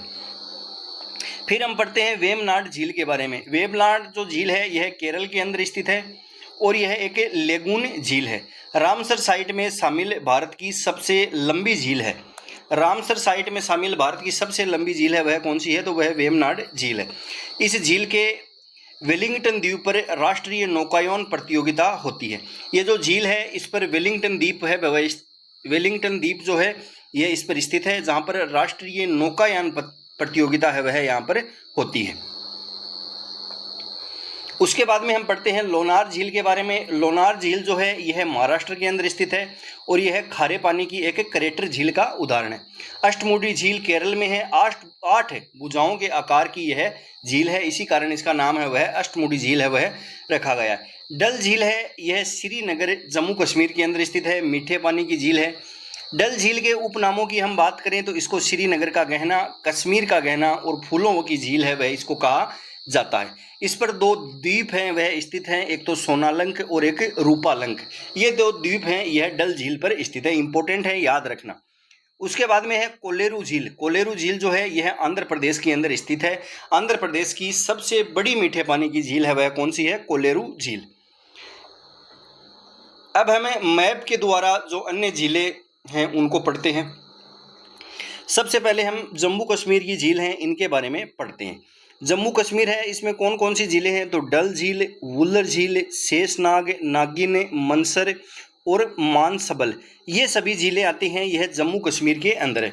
उसके बाद में पंजाब के अंदर आती हैं कंजली, हरिके और रोपड़, ये तीनों झीलें हैं, यह पंजाब में है। गुजरात की यदि हम बात करें तो गुजरात में कौन कौन सी झीलें हैं? नल सरोवर, हमीरसर, सूरसागर, नारायण सरोवर और कंकरिया, ये सभी झीलें हैं, ये कहाँ पर हैं? तो यह गुजरात के अंदर स्थित है। फिर हम पढ़ते हैं महाराष्ट्र की झील। महाराष्ट्र के अंदर लोनार झील, पोवई झील, उपवन, सलीम अली सरोवर, ये सभी हैं, यह महाराष्ट्र के अंदर स्थित है। फिर हम पढ़ते हैं केरल। केरल की हमने 2 तो पढ़ी थी, अष्टमुडी और वेबनाड, और एक सष्टम कोटा, ये तीनों झीलें हैं वह केरल के अंदर स्थित है। फिर हम पढ़ते हैं सिक्किम की जो झीलें हैं इनके बारे में। सिक्किम के अंदर कौन कौन सी झीलें हैं? तो गुरु, डोंगमार, सांगपो, चोल्यू और खेचो पालरी, ये सभी झीलें हैं, यह सिक्किम के अंदर स्थित है। सिक्किम के अंदर ये स्थित है। मेघालय की बात करें तो मेघालय के अंदर उमियम जो झील है यह मेघालय के अंदर स्थित है। अरुणाचल प्रदेश के अंदर कौन सी है? सांगेतसर, अरुणाचल प्रदेश के अंदर सांगेतसर है। नागालैंड के अंदर शिलोई झील, मणिपुर में लोकटक। मिजोरम के अंदर कौन कौन सी है? मिजोरम के अंदर है तमदिल, रुंगदिल और पलकदिल, ये सभी हैं, यह मिजोरम के अंदर स्थित है। त्रिपुरा है, यहाँ पर रुद्र सागर झील है वह स्थित है। ओडिशा के अंदर चिल्का झील है। उसके बाद तेलंगाना है, यहाँ पर हुसैन सागर, ओस्मान सागर, हिमायत सागर झीलें हैं वह स्थित है। आंध्र प्रदेश के अंदर कोल्लेरू और पुलिकट झील, ये झीलें हैं वह आंध्र प्रदेश के अंदर स्थित है। इसके बाद में और जो शेष बची झीलें हैं इनके बारे में पढ़ते हैं। अब हमें पढ़ते हैं कहाँ की झीलें? हरियाणा की झीलें हैं, इनके बारे में पढ़ते हैं। हरियाणा की जो झीलें हैं इनके बारे में पढ़ते हैं। हरियाणा में कौन कौन सी झीलें हैं? तो बरम सरोवर, सूरजकुंड और दमदमा, ये तीनों झीलें हैं वह हरियाणा के अंदर स्थित है। उसके बाद में आती है मध्य प्रदेश की अपर लेक, लोअर लेक और भोज, ये तीनों झीलें हैं वह मध्य प्रदेश के अंदर स्थित है। फिर हम पढ़ते हैं उत्तर प्रदेश की झीलें। रामगढ़ ताल, मानसी गंगा, मोती झील, कोडम, वेलासर, सेखा झील और बरुआ सागर, ये सभी झीलें हैं, ये उत्तर प्रदेश के अंदर स्थित है। फिर हम पढ़ते हैं आसाम के अंदर। आसाम में दीपोरबिल, सोनबली, चंपनाला, चदुम्बी और हापलांग, ये सभी झीलें हैं, यह असम के अंदर स्थित है। वेस्ट बंगाल के अंदर कौन कौन सी हैं? तो रविंद्र सरोवर, सेंचल और सत्रगची, ये सभी हैं, ये वेस्ट बंगाल के अंदर झीलें हैं। फिर हम पढ़ते हैं चेन्नई में। चेन्नई के अंदर बेरिजम, उट्टी, चेम्बराम्बकम और कोडाई कोनाल, ये सभी झीलें हैं वह स्थित हैं तमिलनाडु के अंदर। अब हम इनके जो प्रीवियस ईयर क्वेश्चन नदियों और झीलों के पूछे गए हैं उनको हल करते हैं। पहला क्वेश्चन है, निम्न वक्तव्यों पर विचार कर उत्तर का चयन कीजिए। हिमालय से निकलने वाली नदियां सतत वाहिनी हैं। कारण है हिमालय नदियों का उद्गम स्रोत हिमानियों में स्थित है। तो हिमालय से जो नदियां निकलती हैं वह वर्ष भर बहती हैं। हिमालयन नदियों का जो उद्गम स्रोत है वह हिमानियों में स्थित है। तो इसमें ए और आर दोनों सही हैं और आर ए की पुष्टि है वह करता है। ऑप्शन नंबर 3 है वह सही होगा। अगला क्वेश्चन है, रुद्रप्रयाग किन नदियों के संगम पर अवस्थित है? रुद्रप्रयाग है यह किन नदियों? ऑप्शन दे रखे हैं, भागीरथी और अलकनंदा, मंदाकिनी और अलकनंदा, मंदाकिनी और अलकनंदा, और धौलीगंगा और अलकनंदा। तो रुद्रप्रयाग है यह मंदाकिनी और अलकनंदा, ऑप्शन नंबर 2 है यह सही होगा, इन नदियों के संगम पर स्थित है। विष्णुप्रयाग,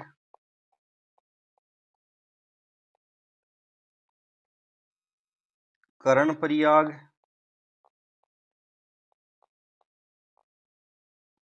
रुद्रप्रयाग व देवप्रयाग, ये सभी इंपॉर्टेंट हैं। चारों आपसे एग्जाम में क्वेश्चन पूछेगा कि ये जो है ये चारों कौन सी नदियों के संगम पर स्थित हैं। तो विष्णुप्रयाग जो है यह धौलीगंगा और अलकनंदा, धौलीगंगा और अलकनंदा है, इनके संगम पर स्थित है। कर्णप्रयाग जो है यह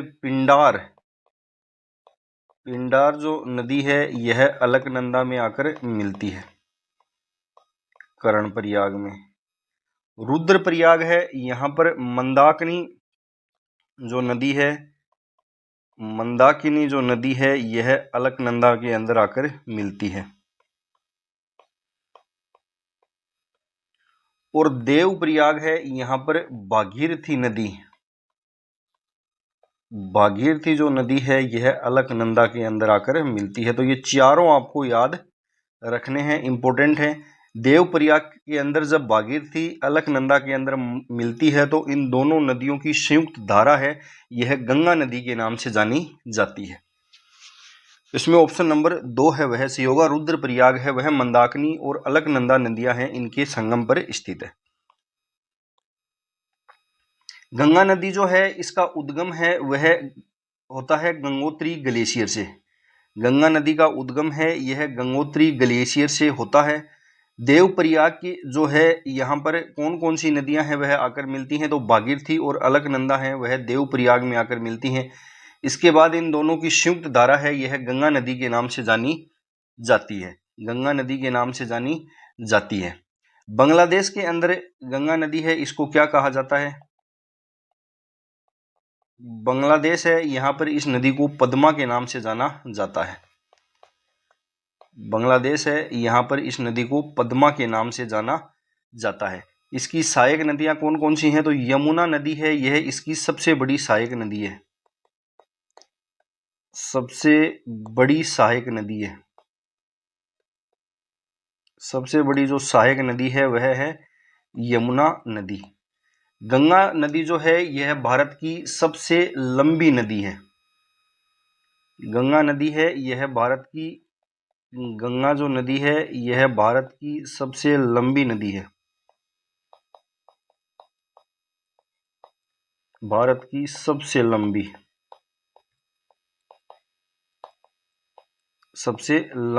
नदी है।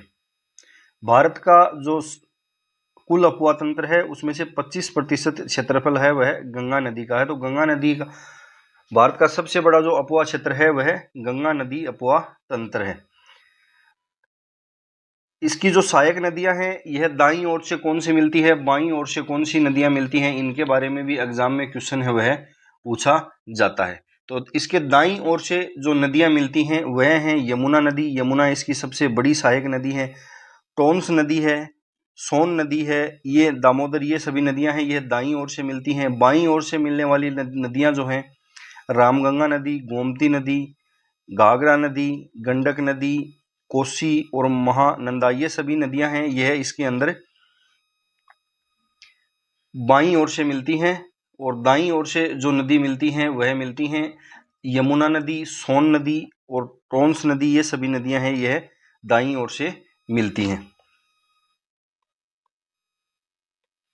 अगला क्वेश्चन है मंदाकिनी नदी गंगा नदी में आकर मिलती है।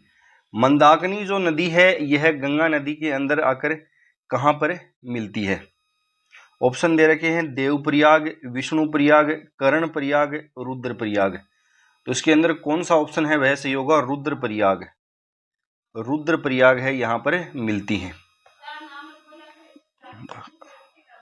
अगला क्वेश्चन है कोसी एवं काली सिंध नदियां जिस प्रवाह तंत्र से जुड़ी हैं वह है सिंधु नदी, आंतरिक प्रवाह, ब्रह्मपुत्र नदी, गंगा नदी। तो ये काली सिंध जो नदी है यह बनास की सहायक नदी है, और बनास है यह यमुना की सहायक है, और यमुना है यह गंगा नदी की सहायक नदी है। तो इस कारण ये दोनों है यह गंगा नदी से जुड़ी हुई हैं। कोसी नदी है यह गंगा की सहायक नदी है। अगला क्वेश्चन है, गंगा नदी की कौन सी नदी बाएं किनारे की सहायक नदी नहीं है? इसमें से बाएं किनारे की सहायक नदी है वह कौन सी नहीं है? तो यमुना नहीं है। यमुना है यह दाएं किनारे से आकर मिलती है, दाएं किनारे से आकर इसमें मिलती है। यमुना नदी है, सोन नदी है, पुनपुन नदी है, पुनपुन नदी है। ये नदियां हैं यह दाएं किनारे से मिलती हैं, और बाएं किनारे से मिलने वाली नदियां कोसी है, गंडक है, घाघरा है, महानंदा है, महानंदा नदी है, राप्ती नदी है, रामगंगा नदी है। ये सभी नदियां हैं यह बाईं ओर से मिलती हैं। अगला क्वेश्चन है, कौन सी नदी गंगा नदी प्रवाह प्रणाली की दाहिनी सहायक नदी है? दाहिनी सहायक नदी है वह कौन सी है? तो ऑप्शन दे रखे हैं घाघरा, रामगंगा, सोन और गोमती। तो ऑप्शन नंबर 3 है यह सही होगा, सोन नदी। सोन नदी है यह दाईं ओर से मिलती है। अगला क्वेश्चन है, नदी जो कि गंगा नदी तंत्र का अंग नहीं है, कौन सी नदी है यह गंगा नदी तंत्र का अंग नहीं है? घाघरा, कोसी, गंडक, चिनाब। कौन सा इसमें सही होगा? 4 नंबर ऑप्शन है यह सही होगा। चिनाब है यह गंगा की सहायक नदी नहीं है, यह सिंधु की सहायक नदी है। अगला क्वेश्चन है, निम्नलिखित में से किन नदियों के डेल्टाई भागों में मैंग्रोव वन है वह पाए जाते हैं? कौन सी नदियां हैं जिनके डेल्टाई भागों में मैंग्रोव वन है वह पाए जाते हैं? ऑप्शन दे रखे हैं गंगा, गोदावरी, कृष्णा। तो इसमें कौन सा ऑप्शन सही होगा? तो ऑप्शन नंबर 2 है यह सही होगा। तीनों ही जो नदियां हैं इनके डेल्टाई भागों में मैंग्रोव वन है वह पाए जाते हैं। सुंदरवन डेल्टा है, इसका निर्माण कौन सी नदियां द्वारा किया जाता है? सुंदरवन डेल्टा, सुंदरवन डेल्टा है इसका निर्माण है वह गंगा और ब्रह्मपुत्र, गंगा ब्रह्मपुत्र नदियां हैं इनके द्वारा सुंदरवन डेल्टा है इसका निर्माण है वह किया जाता है। अगला क्वेश्चन है, गंगा की सहायक नदी नहीं है, गोमती, मानस, घाघरा, सोन। तो इसमें से कौन सी है वह गंगा की सहायक नदी नहीं है?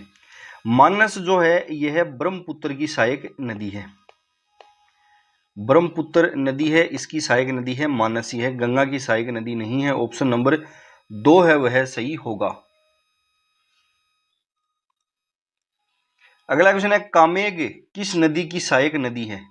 कामेग है वह कौन सी नदी की सहायक नदी है? दामोदर, महानदी, गोदावरी, ब्रह्मपुत्र। ऑप्शन नंबर 4 है वह सही होगा, ब्रह्मपुत्र। ब्रह्मपुत्र की सहायक नदी है वह है कामेग। ब्रह्मपुत्र जो नदी है इसका जो उद्गम होता है, ब्रह्मपुत्र नदी का उद्गम है वह होता है सांगपो, सांगपो तिब्बत है यहां से ब्रह्मपुत्र नदी है इसका उद्गम है वह होता है। अरुणाचल प्रदेश के अंदर इस नदी को दिहांग के नाम से जाना जाता है। अरुणाचल प्रदेश है यहां पर इस नदी को दिहांग के नाम से जाना जाता है। उसके बाद असम है, यहाँ पर इस नदी को ब्रह्मपुत्र के नाम से जाना जाता है। असम है, यहाँ पर इस नदी को ब्रह्मपुत्र के नाम से जाना जाता है। बांग्लादेश के अंदर इस नदी को, बांग्लादेश है, यहाँ पर इस नदी को जमुना के नाम से जाना जाता है, जमुना के नाम से जाना जाता है। सांगपो तिब्बत से निकलती है, दिहांग अरुणाचल प्रदेश के अंदर, यह भारत के अरुणाचल प्रदेश असम में बहती है और उसके बाद बांग्लादेश में चली जाती है। इसे अरुणाचल प्रदेश है यहाँ पर दिहांग नाम से, असम है यहाँ पर ब्रह्मपुत्र और बांग्लादेश है यहाँ पर इसे जमुना के नाम से जाना जाता है। ब्रह्मपुत्र जो नदी है इसके बाएं तरफ से मिलने वाली नदियां हैं वह कौन सी हैं? तो बाएं तरफ से मिलने वाली नदियां हैं बूढ़ी दिहांग, बूढ़ी या इसको बरही दिहांग भी कहते हैं, बरही दिहांग भी इसको कहा जाता है। धनसिरी, धनसिरी भी इसी की सहायक नदी है। लोहित और कलंग, ये सभी नदियां हैं वह इसके अंदर बाईं ओर से मिलती हैं। दाईं ओर से मिलने वाली नदियां हैं वह कौन सी हैं?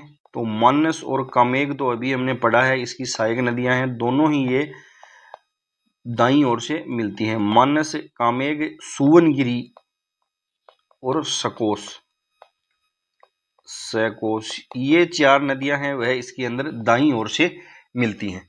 ये सभी सहायक नदियां हैं, इनको भी आपको याद रखना है। बूढ़ी दिहांग या बरही दिहांग, धनसिरी, लोहित, कलंग, मानस, कामेग, सुवनगिरी और संकोस, ये सभी नदियां हैं वह ब्रह्मपुत्र नदी की सहायक नदियां हैं।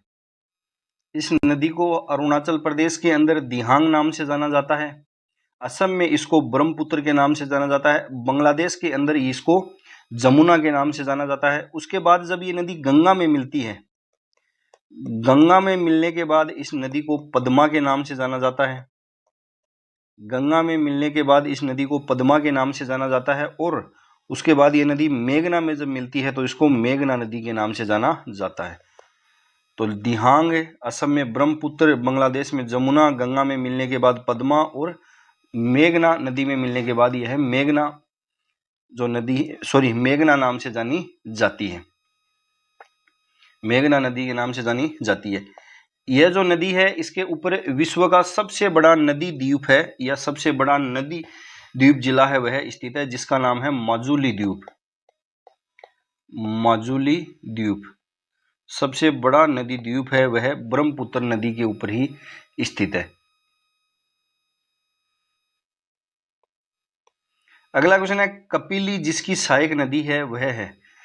कपिली जो है यह किसकी सहायक नदी है? ऑप्शन दे रखे हैं गंडक, कोसी, गंगा, ब्रह्मपुत्र। तो कपिली है वह इनमें से किसकी सहायक नदी है? तो ऑप्शन नंबर 4 है वह सही होगा, ब्रह्मपुत्र की। कपिली है यह भी ब्रह्मपुत्र की सहायक नदी है, तो आप इसको भी इसमें ऐड है वह कर लेना। अगला क्वेश्चन है, ब्रह्मपुत्र नदी के बाएं तट की सहायक नदी का नाम है। बाएं तट से मिलने वाली सहायक नदी है उसका नाम क्या है? बरही दिहांग, संकोस, सुबनगिरी और कामेग। तो इसके अंदर कौन सा ऑप्शन है वह सही होगा? ऑप्शन नंबर 1 है वह इसके अंदर सही होगा। बरही या बूढ़ी दिहांग है यह इसके अंदर बाएं तट से मिलती है। अगला क्वेश्चन है, निम्न में से किस नदी को दक्षिण की गंगा के नाम से जाना जाता है? कौन सी नदी है जिसको दक्षिण की गंगा के नाम से जाना जाता है? कृष्णा नदी, गोदावरी नदी, महानदी और पेरियार नदी। तो इसके अंदर ऑप्शन नंबर 2 है यह सही होगा, गोदावरी नदी है, इसको दक्षिण की गंगा है इसके नाम से जाना जाता है। दक्षिण की गंगा के नाम से जाना जाता है। दक्षिणी भारत की सबसे बड़ी नदी है वह गोदावरी नदी है। दक्षिणी भारत की सबसे बड़ी नदी,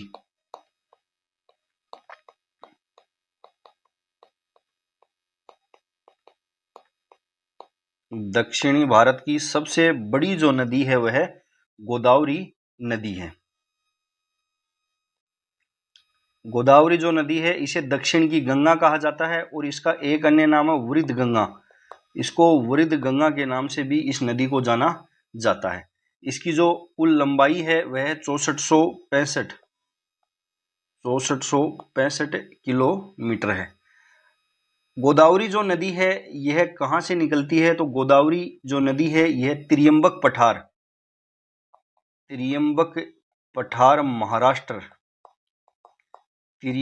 पठार महाराष्ट्र से यह नदी है वह निकलती है। उसके बाद यह तेलंगाना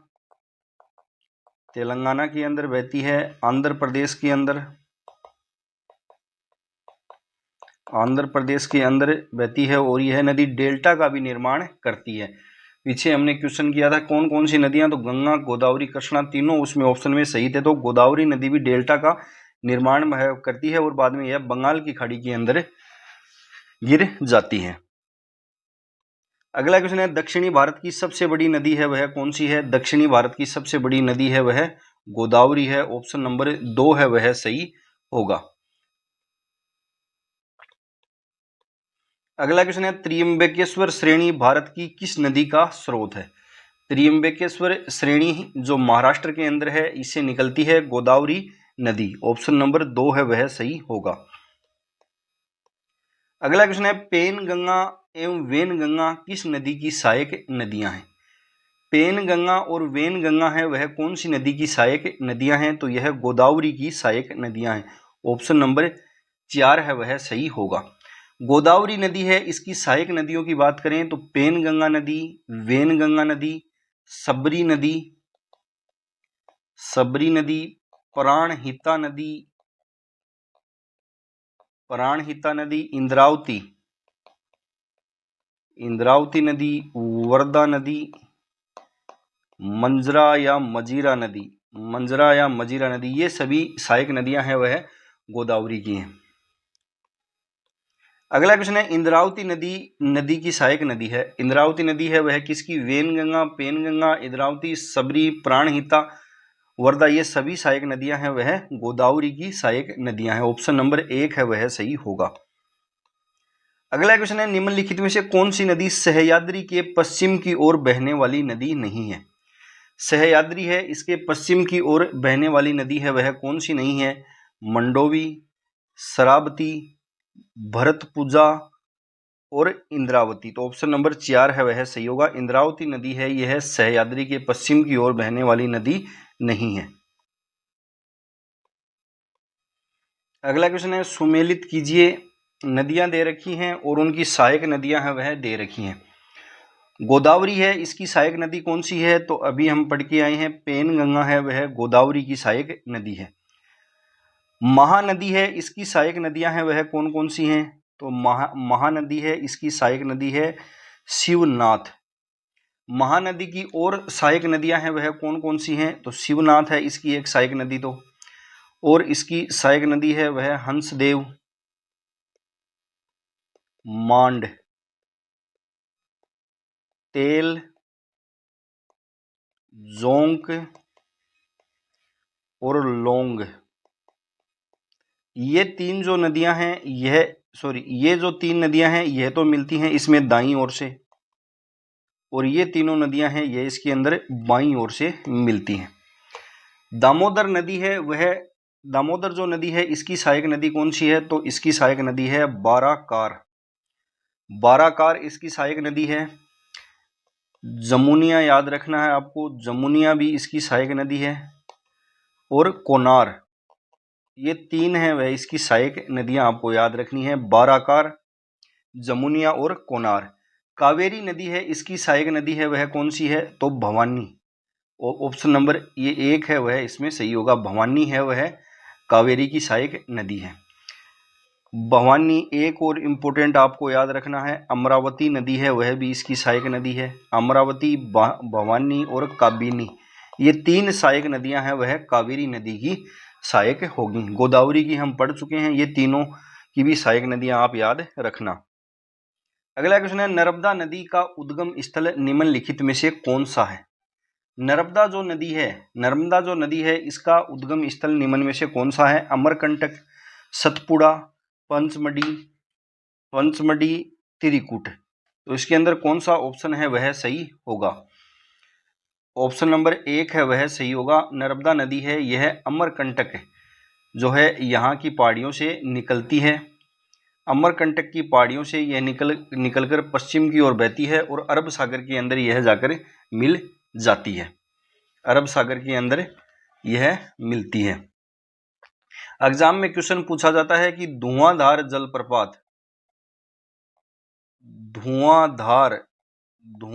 जो जलप्रपात है वह कौन सी नदी पर स्थित है? धुआंधार, या इसको कपिल धारा जलप्रपात भी कहा जाता है, यह कौन सी नदी पर स्थित है? तो यह नर्मदा नदी पर स्थित है। नर्मदा नदी है, इसकी सहायक नदियों की बात करें तो इसकी सहायक नदी है तवा, एक तो आपको याद रखनी है, तवा नदी इसकी सहायक नदी है। हालन, बंजार और बरना, ये चारों इसकी सहायक नदियां हैं। अगला क्वेश्चन है, भारत का प्रसिद्ध धुआंधार जलप्रपात इनमें से किस नदी द्वारा बनता है? धुआंधार जो जलप्रपात है यह हम कौन सी नदी पर अभी पढ़ के आए हैं? नर्मदा नदी पर। ऑप्शन नंबर 3 है वह सही होगा। नर्मदा नदी पर बनता है और यह जबलपुर, जलप्रपात कहां पर है? जबलपुर में। इसको संगमरमर जलप्रपात भी कहा जाता है। संगमरमर जलप्रपात भी इसको कहा जाता है। एक हम पीछे नदी पढ़े, शरावती नदी। शरावती नदी है, इस पर कौन सा जलप्रपात है वह स्थित है? तो इस पर स्थित है जोगफॉल। जोगफॉल शरावती नदी है, इस पर जोगफॉल जलप्रपात स्थित है कर्नाटक में। शरावती नदी है, इस पर जोगफॉल है, यह जलप्रपात स्थित है कर्नाटक में। तो यह भी आप याद रखना। अगला क्वेश्चन है, नर्मदा और तापी की घाटियों के मध्य कौन सी श्रेणी स्थित है? नर्मदा और तापी की जो घाटियां हैं, इनके मध्य कौन सी श्रेणी स्थित है? तो ऑप्शन नंबर 3 है वह सही होगा, सतपुड़ा श्रेणी। सतपुड़ा श्रेणी है वह इन दोनों नदी घाटियों के मध्य स्थित है। तापी नदी है, तापी जो नदी है यह बैतूल जिला मध्य प्रदेश से निकलती है। बैतूल जिला मध्य प्रदेश से यह नदी है वह निकलती है और महाराष्ट्र गुजरात में यह नदी है वह बहती है। महाराष्ट्र व गुजरात में यह नदी बहते हुए अरब सागर के अंदर गिर जाती है। तापी की यदि सहायक नदियों की बात करें तो इसकी सहायक नदी है बोरी और गिरना। ये इसकी दो सहायक नदियां हैं, याद रखना आप। बोरी और गिरना है वह इसकी सहायक नदियां हैं। तापी नदी है, इसके किनारे कौन सा शहर बसा हुआ है? तो सूरत शहर है वह इसी नदी के किनारे बसा हुआ है। सूरत जो शहर है वह इसी नदी के किनारे बसा हुआ है। इस नदी पर दो परियोजनाएं हैं, वह भी आपको याद रखना है। गुजरात के अंदर एक तो उकाई परियोजना है और एक काकरा पार। काकरा पार और उकाई परियोजनाएं जो हैं यह गुजरात के अंदर इस नदी पर स्थित है। गुजरात के अंदर इस नदी पर स्थित है। अगला क्वेश्चन है, दुदुमा जलप्रपात स्थित है। दुदुमा जलप्रपात है, यह कहां पर स्थित है? ऑप्शन दे रखे हैं, झारखंड, ओडिशा, पश्चिम बंगाल, आंध्र प्रदेश। ऑप्शन नंबर 2 है वह सही होगा। ओडिशा के अंदर दुदुमा जलप्रपात है यह स्थित है। यह जलप्रपात है, यह कौन सी नदी पर स्थित है? तो यह मंचकुंड नदी पर है। मंचकुंड नदी है, इस पर ओडिशा के अंदर यह जलप्रपात है वह स्थित है। भारत का सबसे ऊंचा जलप्रपात है वह कौन सा है? भारत का सबसे ऊंचा जो जलप्रपात है वह कौन सा है? वह है कुंचिकल जलप्रपात। कुंचिकल जलप्रपात है, यह भारत का सबसे ऊंचा जलप्रपात है, जो कहां पर स्थित है? कर्नाटक में। कर्नाटक के अंदर स्थित है और यह वराही नदी है, वराही नदी द्वारा बनता है। जोग जलप्रपात भी इंपॉर्टेंट है, यह कहां पर स्थित है? जोग जलप्रपात है, यह कर्नाटक के अंदर स्थित है, शरावती नदी पर। शरावती नदी पर स्थित है। रकीम कुंड जलप्रपात कहां पर है? रकीम कुंड जलप्रपात है, यह कहां पर है? तो यह स्थित है बिहार के अंदर।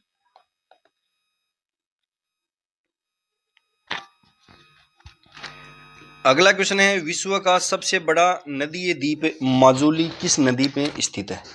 विश्व का सबसे बड़ा नदीय द्वीप माजुली है, यह किस नदी के अंदर स्थित है? तो ब्रह्मपुत्र। ऑप्शन नंबर 1 है वह इसके अंदर सही होगा। अगला क्वेश्चन है, छिप्रा या सिप्रा नदी। छिप्रा या सिप्रा नदी तट पर बसे किस शहर में कुंभ मेला है वह लगता है? छिप्रा या सिप्रा नदी के तट पर कौन सा शहर बसा हुआ है जिसमें कुंभ मेला है वह लगता है? तो वह लगता है उज्जैन में। ऑप्शन नंबर 3 है वह सही होगा। हरिद्वार है, यह कौन सी नदी के किनारे स्थित है? हरिद्वार है, यह गंगा नदी के किनारे स्थित है। गंगा नदी के किनारे स्थित है। प्रयागराज है, यह कहां पर स्थित है? तो गंगा यमुना गंगा के अंदर कहां पर मिलती है? तो यह मिलती है प्रयागराज में। गंगा यमुना का जो संगम स्थल है यहाँ पर प्रयागराज है वह स्थित है। नासिक है, यह कौन सी नदी के किनारे स्थित है? तो नासिक है, यह गोदावरी नदी के किनारे स्थित है। गोदावरी नदी है, इसके किनारे स्थित है। गंगा नदी है, इसके किनारे हरिद्वार स्थित है। यूपी का कानपुर स्थित है। पटना स्थित है और वाराणसी, ये चारों हैं, यह गंगा नदी के किनारे स्थित है। यमुना नदी है, इसके किनारे कौन कौन सा स्थित है, तो आगरा और दिल्ली, आगरा और दिल्ली है, यह यमुना नदी के किनारे स्थित है। अगला क्वेश्चन है, कौन सी नदी मुहाना बनाती है, कौन सी नदी है वह मुहाना बनाती है। ऑप्शन दे रखे हैं नर्मदा, कृष्णा, महानदी, गोदावरी। तो इसके अंदर ऑप्शन नंबर 1 है वह सही होगा, नर्मदा नदी। नर्मदा नदी है, यह मुहाना है बनाती है। ऑप्शन नंबर 1 है वह सही होगा। कृष्णा, महानदी और गोदावरी हैं, ये तीनों डेल्टा का निर्माण है वह करती हैं। अगला क्वेश्चन है, तीस्ता नदी का उद्गम स्थल है। तीस्ता जो नदी है इसका उद्गम स्थल है वह कहां पर है, मेघालय, त्रिपुरा, सिक्किम और मणिपुर। ऑप्शन नंबर 3 है वह सही होगा। तीस्ता नदी जो है यह सिक्किम से निकलती है, सिक्किम से निकलकर यह वेस्ट बंगाल, पश्चिम बंगाल के अंदर बहती है और उसके बाद बांग्लादेश में यह प्रवेश कर जाती है, बांग्लादेश के अंदर यह प्रवेश कर जाती है। तीस्ता जो नदी है इसको सिक्किम और उत्तरी बंगाल है उसकी जीवन रेखा है वह कहा जाता है। सिक्किम व उत्तरी बंगाल की जीवन रेखा, उत्तरी बंगाल की जीवन रेखा है वह तीस्ता नदी को कहा जाता है। अगला क्वेश्चन है, पूर्णा, गिरना और पंजारा किस नदी की शाखाएं हैं। पूर्णा, गिरना और पंजारा हैं, यह कौन सी नदी की शाखाएं हैं, तो यह हैं ताप्ती नदी की। ऑप्शन नंबर 4 है वह इसके अंदर सही होगा, ये सभी ताप्ती नदी की शाखाएं हैं। अगला क्वेश्चन है, प्रायद्वीपीय भारत की निम्नलिखित नदियों में से कौन सी लंबाई में सबसे छोटी है। प्रायद्वीपीय भारत है, इसकी जो नदियां हैं इसमें कौन सी सबसे छोटी है, नर्मदा, कृष्णा, गोदावरी, महानदी। तो इसके अंदर कौन सा ऑप्शन है वह सही होगा, ऑप्शन नंबर 4 है वह सही होगा, महानदी। महानदी है वह इन चारों नदियों से सबसे छोटी है। अगला क्वेश्चन है, हीराकुंड बांध स्थित है। हीराकुंड बांध है यह कहां पर स्थित है। हीराकुंड जो बांध है यह स्थित है ओडिशा में और यह महानदी पर स्थित है। यह क्वेश्चन भी एग्जाम में पूछा गया है कि महानदी के बारे में भी एग्जाम में क्वेश्चन पूछा गया है कि कौन सी नदी पर हीराकुंड बांध है वह स्थित है, तो यह ओडिशा के अंदर स्थित है और महानदी पर स्थित है। अगला क्वेश्चन है, निम्नलिखित में से किस नदी को बंगाल का शोक कहा जाता है। बंगाल का शोक है वह कौन सी नदी को कहा जाता है, तो यह कहा जाता है दामोदर नदी को। ऑप्शन नंबर 4 है वह सही होगा। महानदी है इसको कहा जाता है उड़ीसा का शोक, उड़ीसा का शोक है वह कहा जाता है, उड़ीसा का शोक है वह कहा जाता है महानदी को। कोसी नदी है इसको कहा जाता है बिहार का शोक, बिहार का शोक है वह कहा जाता है कोसी नदी को। और दामोदर नदी है इसको बंगाल का शोक है वह कहा जाता है। अगला क्वेश्चन है, निम्नलिखित में से कौन सी नदी ब्रह्मगिरी की पहाड़ियों से निकलती है। इनमें से कौन सी नदी है वह ब्रह्मगिरी की पहाड़ियों से निकलती है, तो यह निकलती है कावेरी नदी। कावेरी नदी है यह ब्रह्मगिरी की पहाड़ी जो कर्नाटक में स्थित है यहां से यह निकलती है। कावेरी नदी है, इसकी सहायक नदियों की बात करें तो इसकी सहायक नदियां हैं वह हैं हेमावती, हेमावती इसकी सहायक नदी है, काबिनी, भवानी और अमरावती, अमरावती ये सभी इसकी सहायक नदियां हैं, सहायक नदियां हैं। इस नदी पर कौन सा बांध है, तो कृष्ण राज सागर, कृष्ण राज सागर बांध है वह कर्नाटक के अंदर इसी नदी पर स्थित है, इसी नदी पर स्थित है। एक और इसके ऊपर जलप्रपात है शिव समुद्रम जलप्रपात, शिव समुद्रम जलप्रपात है, यह भी इसी नदी पर कर्नाटक के अंदर स्थित है। अगला क्वेश्चन है, काबिनी, भवानी और अमरावती किस नदी की सहायक नदियां हैं।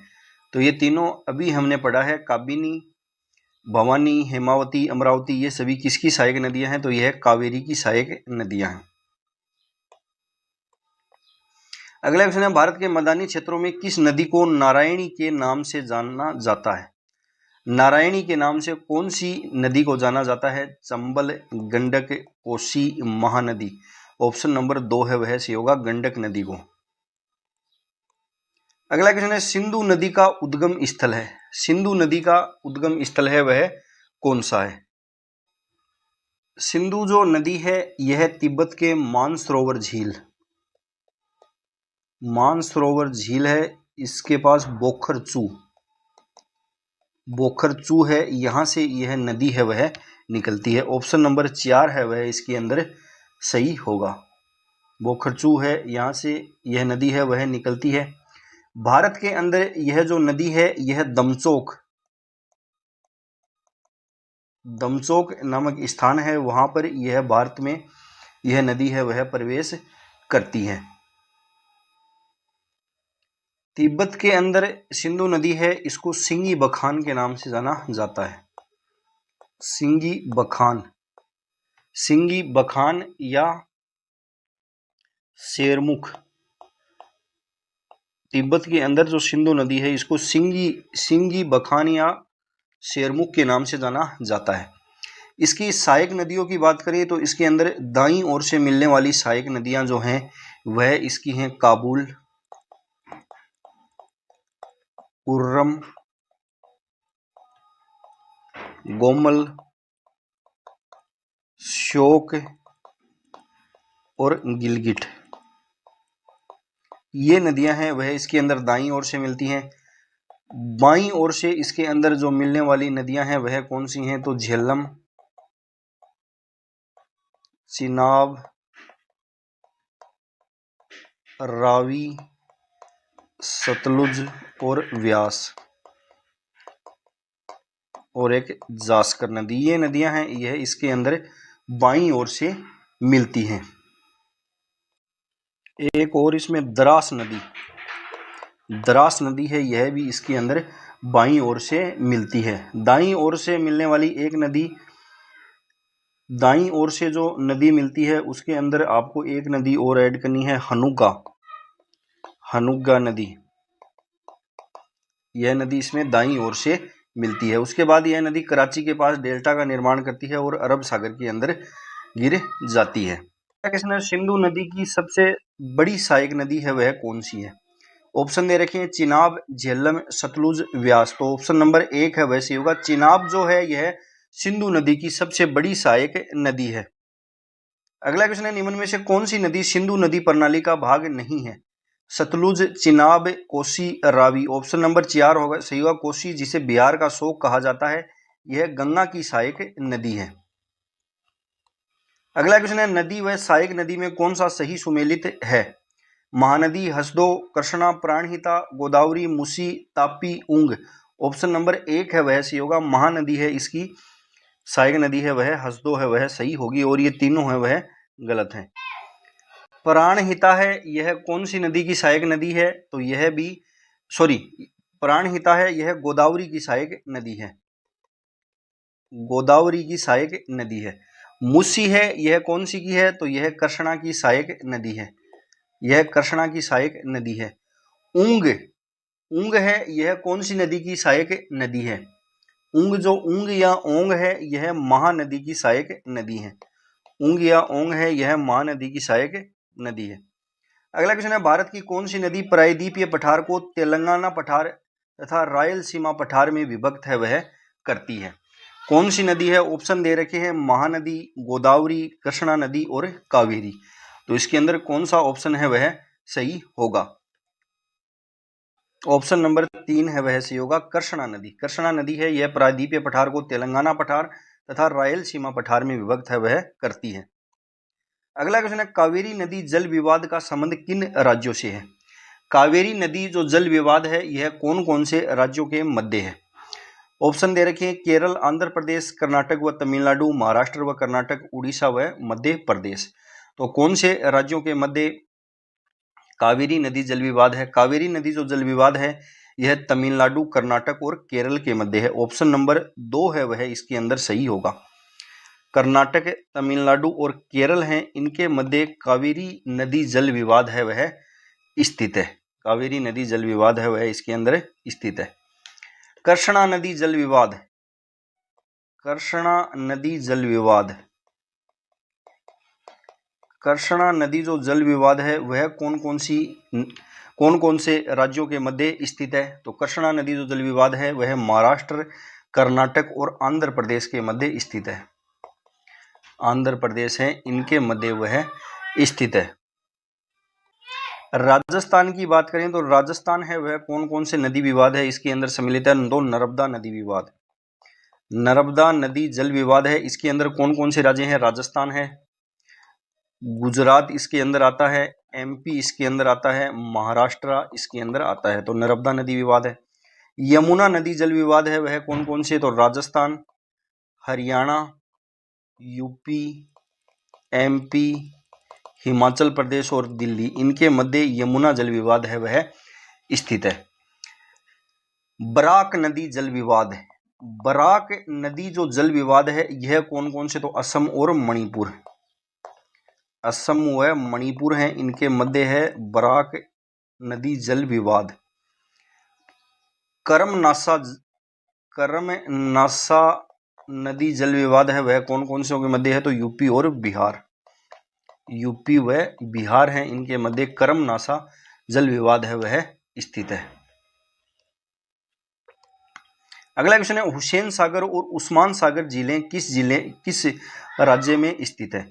हुसैन सागर और उस्मान सागर जो जिले हैं वह कौन से राज्य के अंदर स्थित हैं? ऑप्शन दे रखे हैं, आंध्र प्रदेश, महाराष्ट्र, कर्नाटक और तेलंगाना। ऑप्शन नंबर 4 है वह सही होगा, तेलंगाना है। इसमें हुसैन सागर झील और उस्मान सागर झीलें हैं वह स्थित है। भारत के अंदर झीलों की बात करें तो सबसे पहले हम पढ़ते हैं जम्मू कश्मीर में। जम्मू कश्मीर में कौन कौन सी झीलें हैं वह स्थित है? तो यहाँ पर वुलर झील स्थित है, डल झील है वह यहाँ पर स्थित है, वुलर झील स्थित है, डल झील स्थित है। उसके बाद अनंतनाग जो झील है वह भी यहीं पर स्थित है, बेरीनाग, अनंतनाग, बेरीनाग, केसरनाग, नागिन झील, शेषनाग, मानसबल झील और तरसर झील, ये सभी जिले हैं, यह जम्मू कश्मीर के अंदर स्थित है। उसके बाद हिमाचल प्रदेश है, यहाँ पर कौन कौन सी झीलें हैं वह स्थित है? हिमाचल प्रदेश है, इसके अंदर कौन कौन सी झीलें हैं वह स्थित हैं? तो इसके अंदर भृंगु झील है वह स्थित है, सूरजताल जो झील है वह यहाँ पर स्थित है, रेणुका झील भी हिमाचल प्रदेश के अंदर स्थित है, सूरजताल, चंद्रताल और मछियाल झील, ये झीलें हैं वह सभी हिमाचल प्रदेश के अंदर स्थित है। उत्तराखंड के अंदर कौन कौन सी झीलें हैं वह स्थित है? उत्तराखंड है, यहाँ पर कौन कौन सी झील हैं वह स्थित है? तो नैनीताल, ताल जिसके अंत में लग रहा है वे हिमाचल और उत्तराखंड के अंदर स्थित है। इसमें नैनीताल, डोडीताल, भीमताल, सातताल, राकसताल, खुरपाताल, देवताल,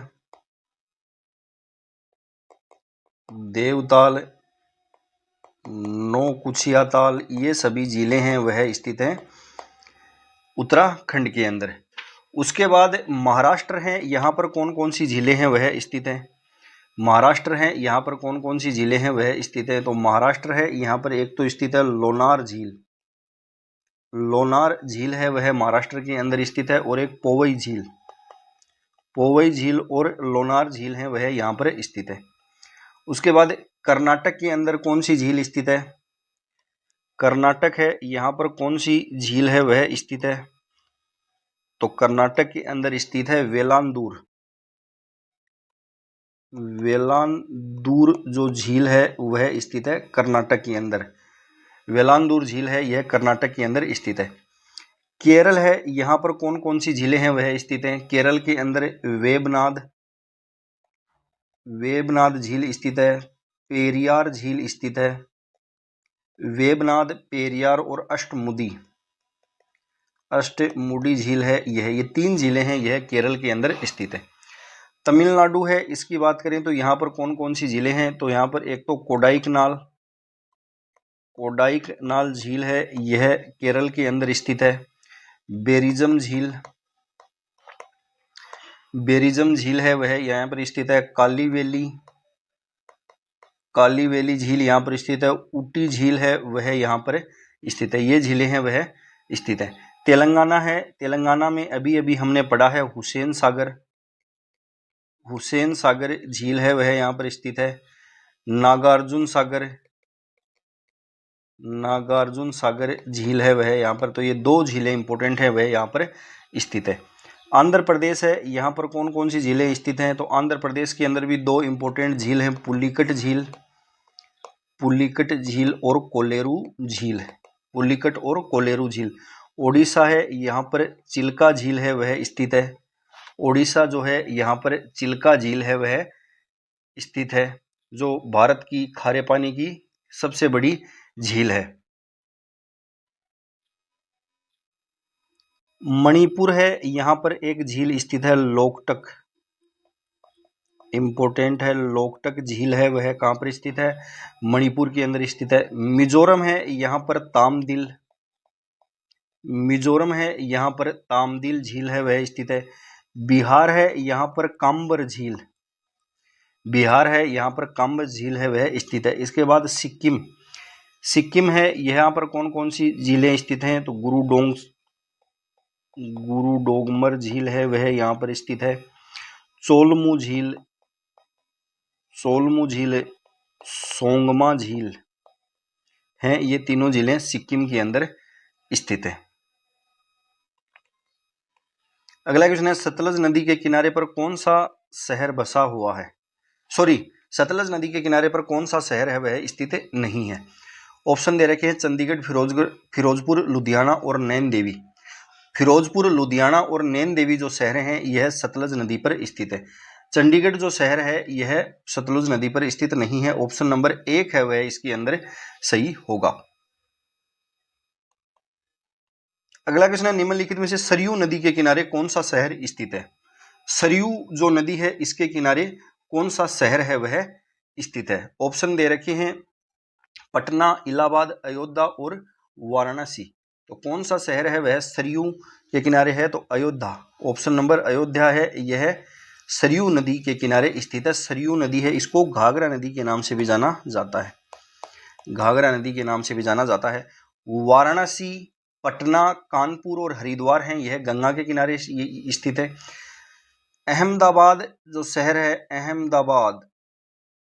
अहमदाबाद जो शहर है यह कौन सी नदी के किनारे स्थित है, तो यह साबरमती नदी के किनारे स्थित है।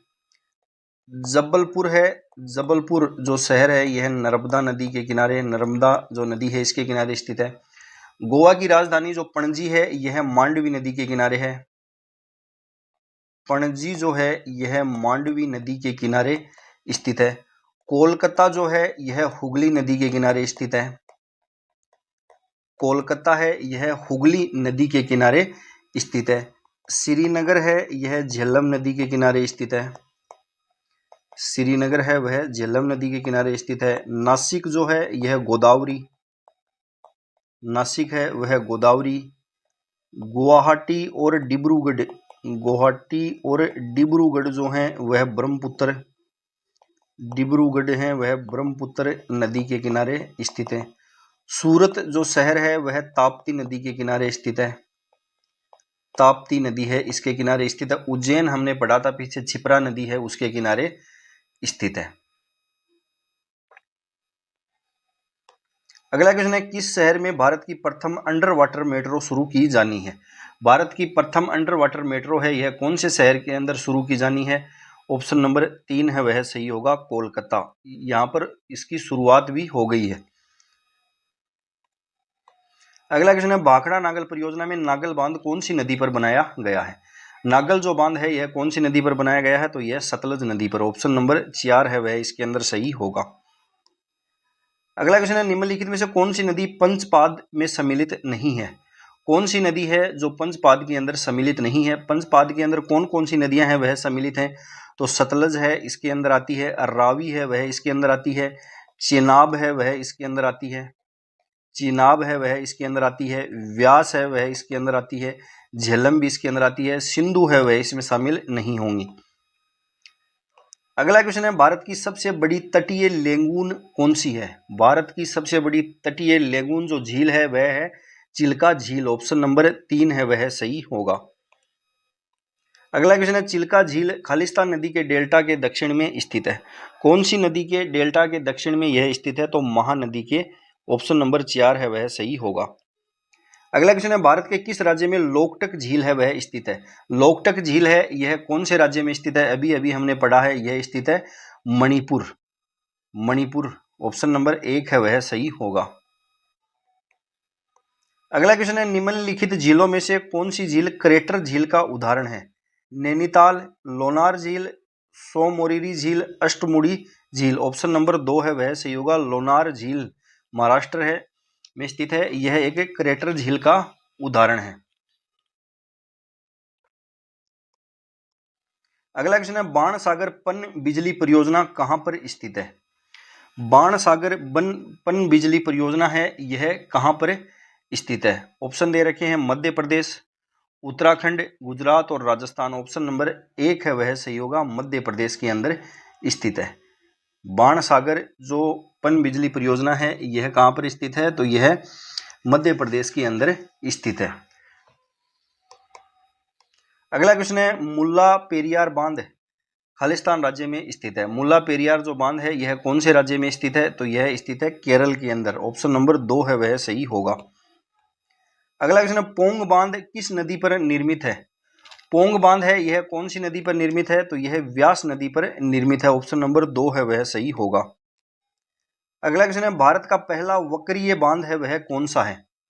भारत का पहला वक्रीय बांध है वह कौन सा है? तो यह है इडुक्की बांध। ऑप्शन नंबर 4 है वह सही होगा। इडुक्की जो बांध है यह केरल के अंदर स्थित है। अगला क्वेश्चन है, अरुण जल विद्युत परियोजना भारत एवं खालिस्तान के सहयोग का परिणाम है। अरुण जल विद्युत परियोजना है यह कौन कौन से देश के मध्य स्थित है? तो यह भारत और नेपाल के मध्य यह विद्युत परियोजना है वह स्थित है। अगला क्वेश्चन है, सुबनगिरी जल विद्युत परियोजना किस राज्य में स्थित है? सुबनगिरी जो जल विद्युत परियोजना है यह कौन से राज्य के अंदर स्थित है? मणिपुर, मेघालय, अरुणाचल प्रदेश, तमिलनाडु। ऑप्शन नंबर 3 है वह सही होगा। सुबनगिरी जल विद्युत परियोजना है यह अरुणाचल प्रदेश में स्थित है। अगला क्वेश्चन है, पुलिकट झील। पुलिकट झील कहां पर स्थित है? तो पुलिकट झील है यह ऑप्शन दे रखे हैं, केरल, तमिलनाडु, ओडिशा, कर्नाटक। तो इसमें ऑप्शन नंबर 2 है वह सही होगा, तमिलनाडु। पुलिकट जो झील है यह आंध्र प्रदेश और तमिलनाडु है इसकी सीमा पर स्थित है। आंध्र प्रदेश व तमिलनाडु है इसकी सीमा पर पुलिकट झील है वह स्थित है। अगला क्वेश्चन है, गंगा नदी के कोलिफॉर्म जीवाणुओं का प्रचुर मात्रा में होने का क्या कारण है? मृतकों के शवों को जल में बहाना, इलेक्ट्रोप्लेटिंग उद्योगों द्वारा उत्पादित रासायनिक उत्सर्जन जल में बहाना, कपड़े धोना, मृतकों की राख बहाना। तो इसके अंदर कौन सा ऑप्शन है वह सही होगा? मृतक के शवों को जल में बहाना।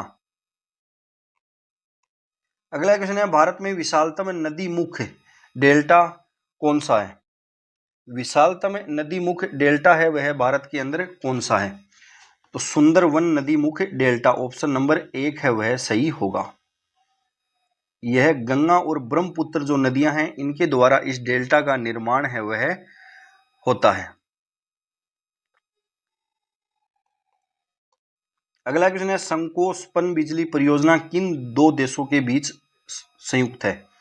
संकोश जो पनबिजली परियोजना है यह कौन से दो देशों के बीच है? तो यह है भारत और भूटान।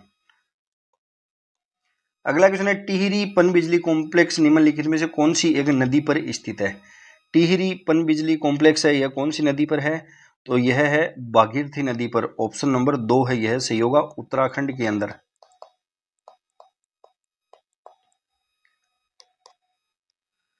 अगला क्वेश्चन है सही सुमेलित है तुंगभद्रा प्रोजेक्ट कृष्णा नदी, टिहरी डैम प्रोजेक्ट भागीरथी नदी, सुवर्ण रेखा प्रोजेक्ट झारखंड ओडिशा पश्चिम बंगाल, उपयुक्त सभी। तो इसमें ऑप्शन नंबर 4 है वह सही होगा, ये सभी हैं वह सही सुमेलित है। अगला क्वेश्चन है किन राज्यों में से भारत के किस राज्य में बरकाना जलप्रपात, कौन से राज्य के अंदर बरकाना जलप्रपात है वह स्थित है? ऑप्शन दे रखे हैं ओडिशा, कर्नाटक, गोवा, तमिलनाडु। ऑप्शन नंबर 2 है वह सही होगा, कर्नाटक के अंदर स्थित है। कौन सी नदी का उद्गम भारत में नहीं है? इनमें से कौन सी नदी है इसका उद्गम है वह भारत से नहीं होता है? झेलम, सतलुज, चेनाब और रावी। तो इसमें ऑप्शन नंबर 2 है वह सही होगा, सतलुज नदी है इसका उद्गम भारत से नहीं होता है। इसका उद्गम जो है यह राक्षस ताल तिब्बत से होता है।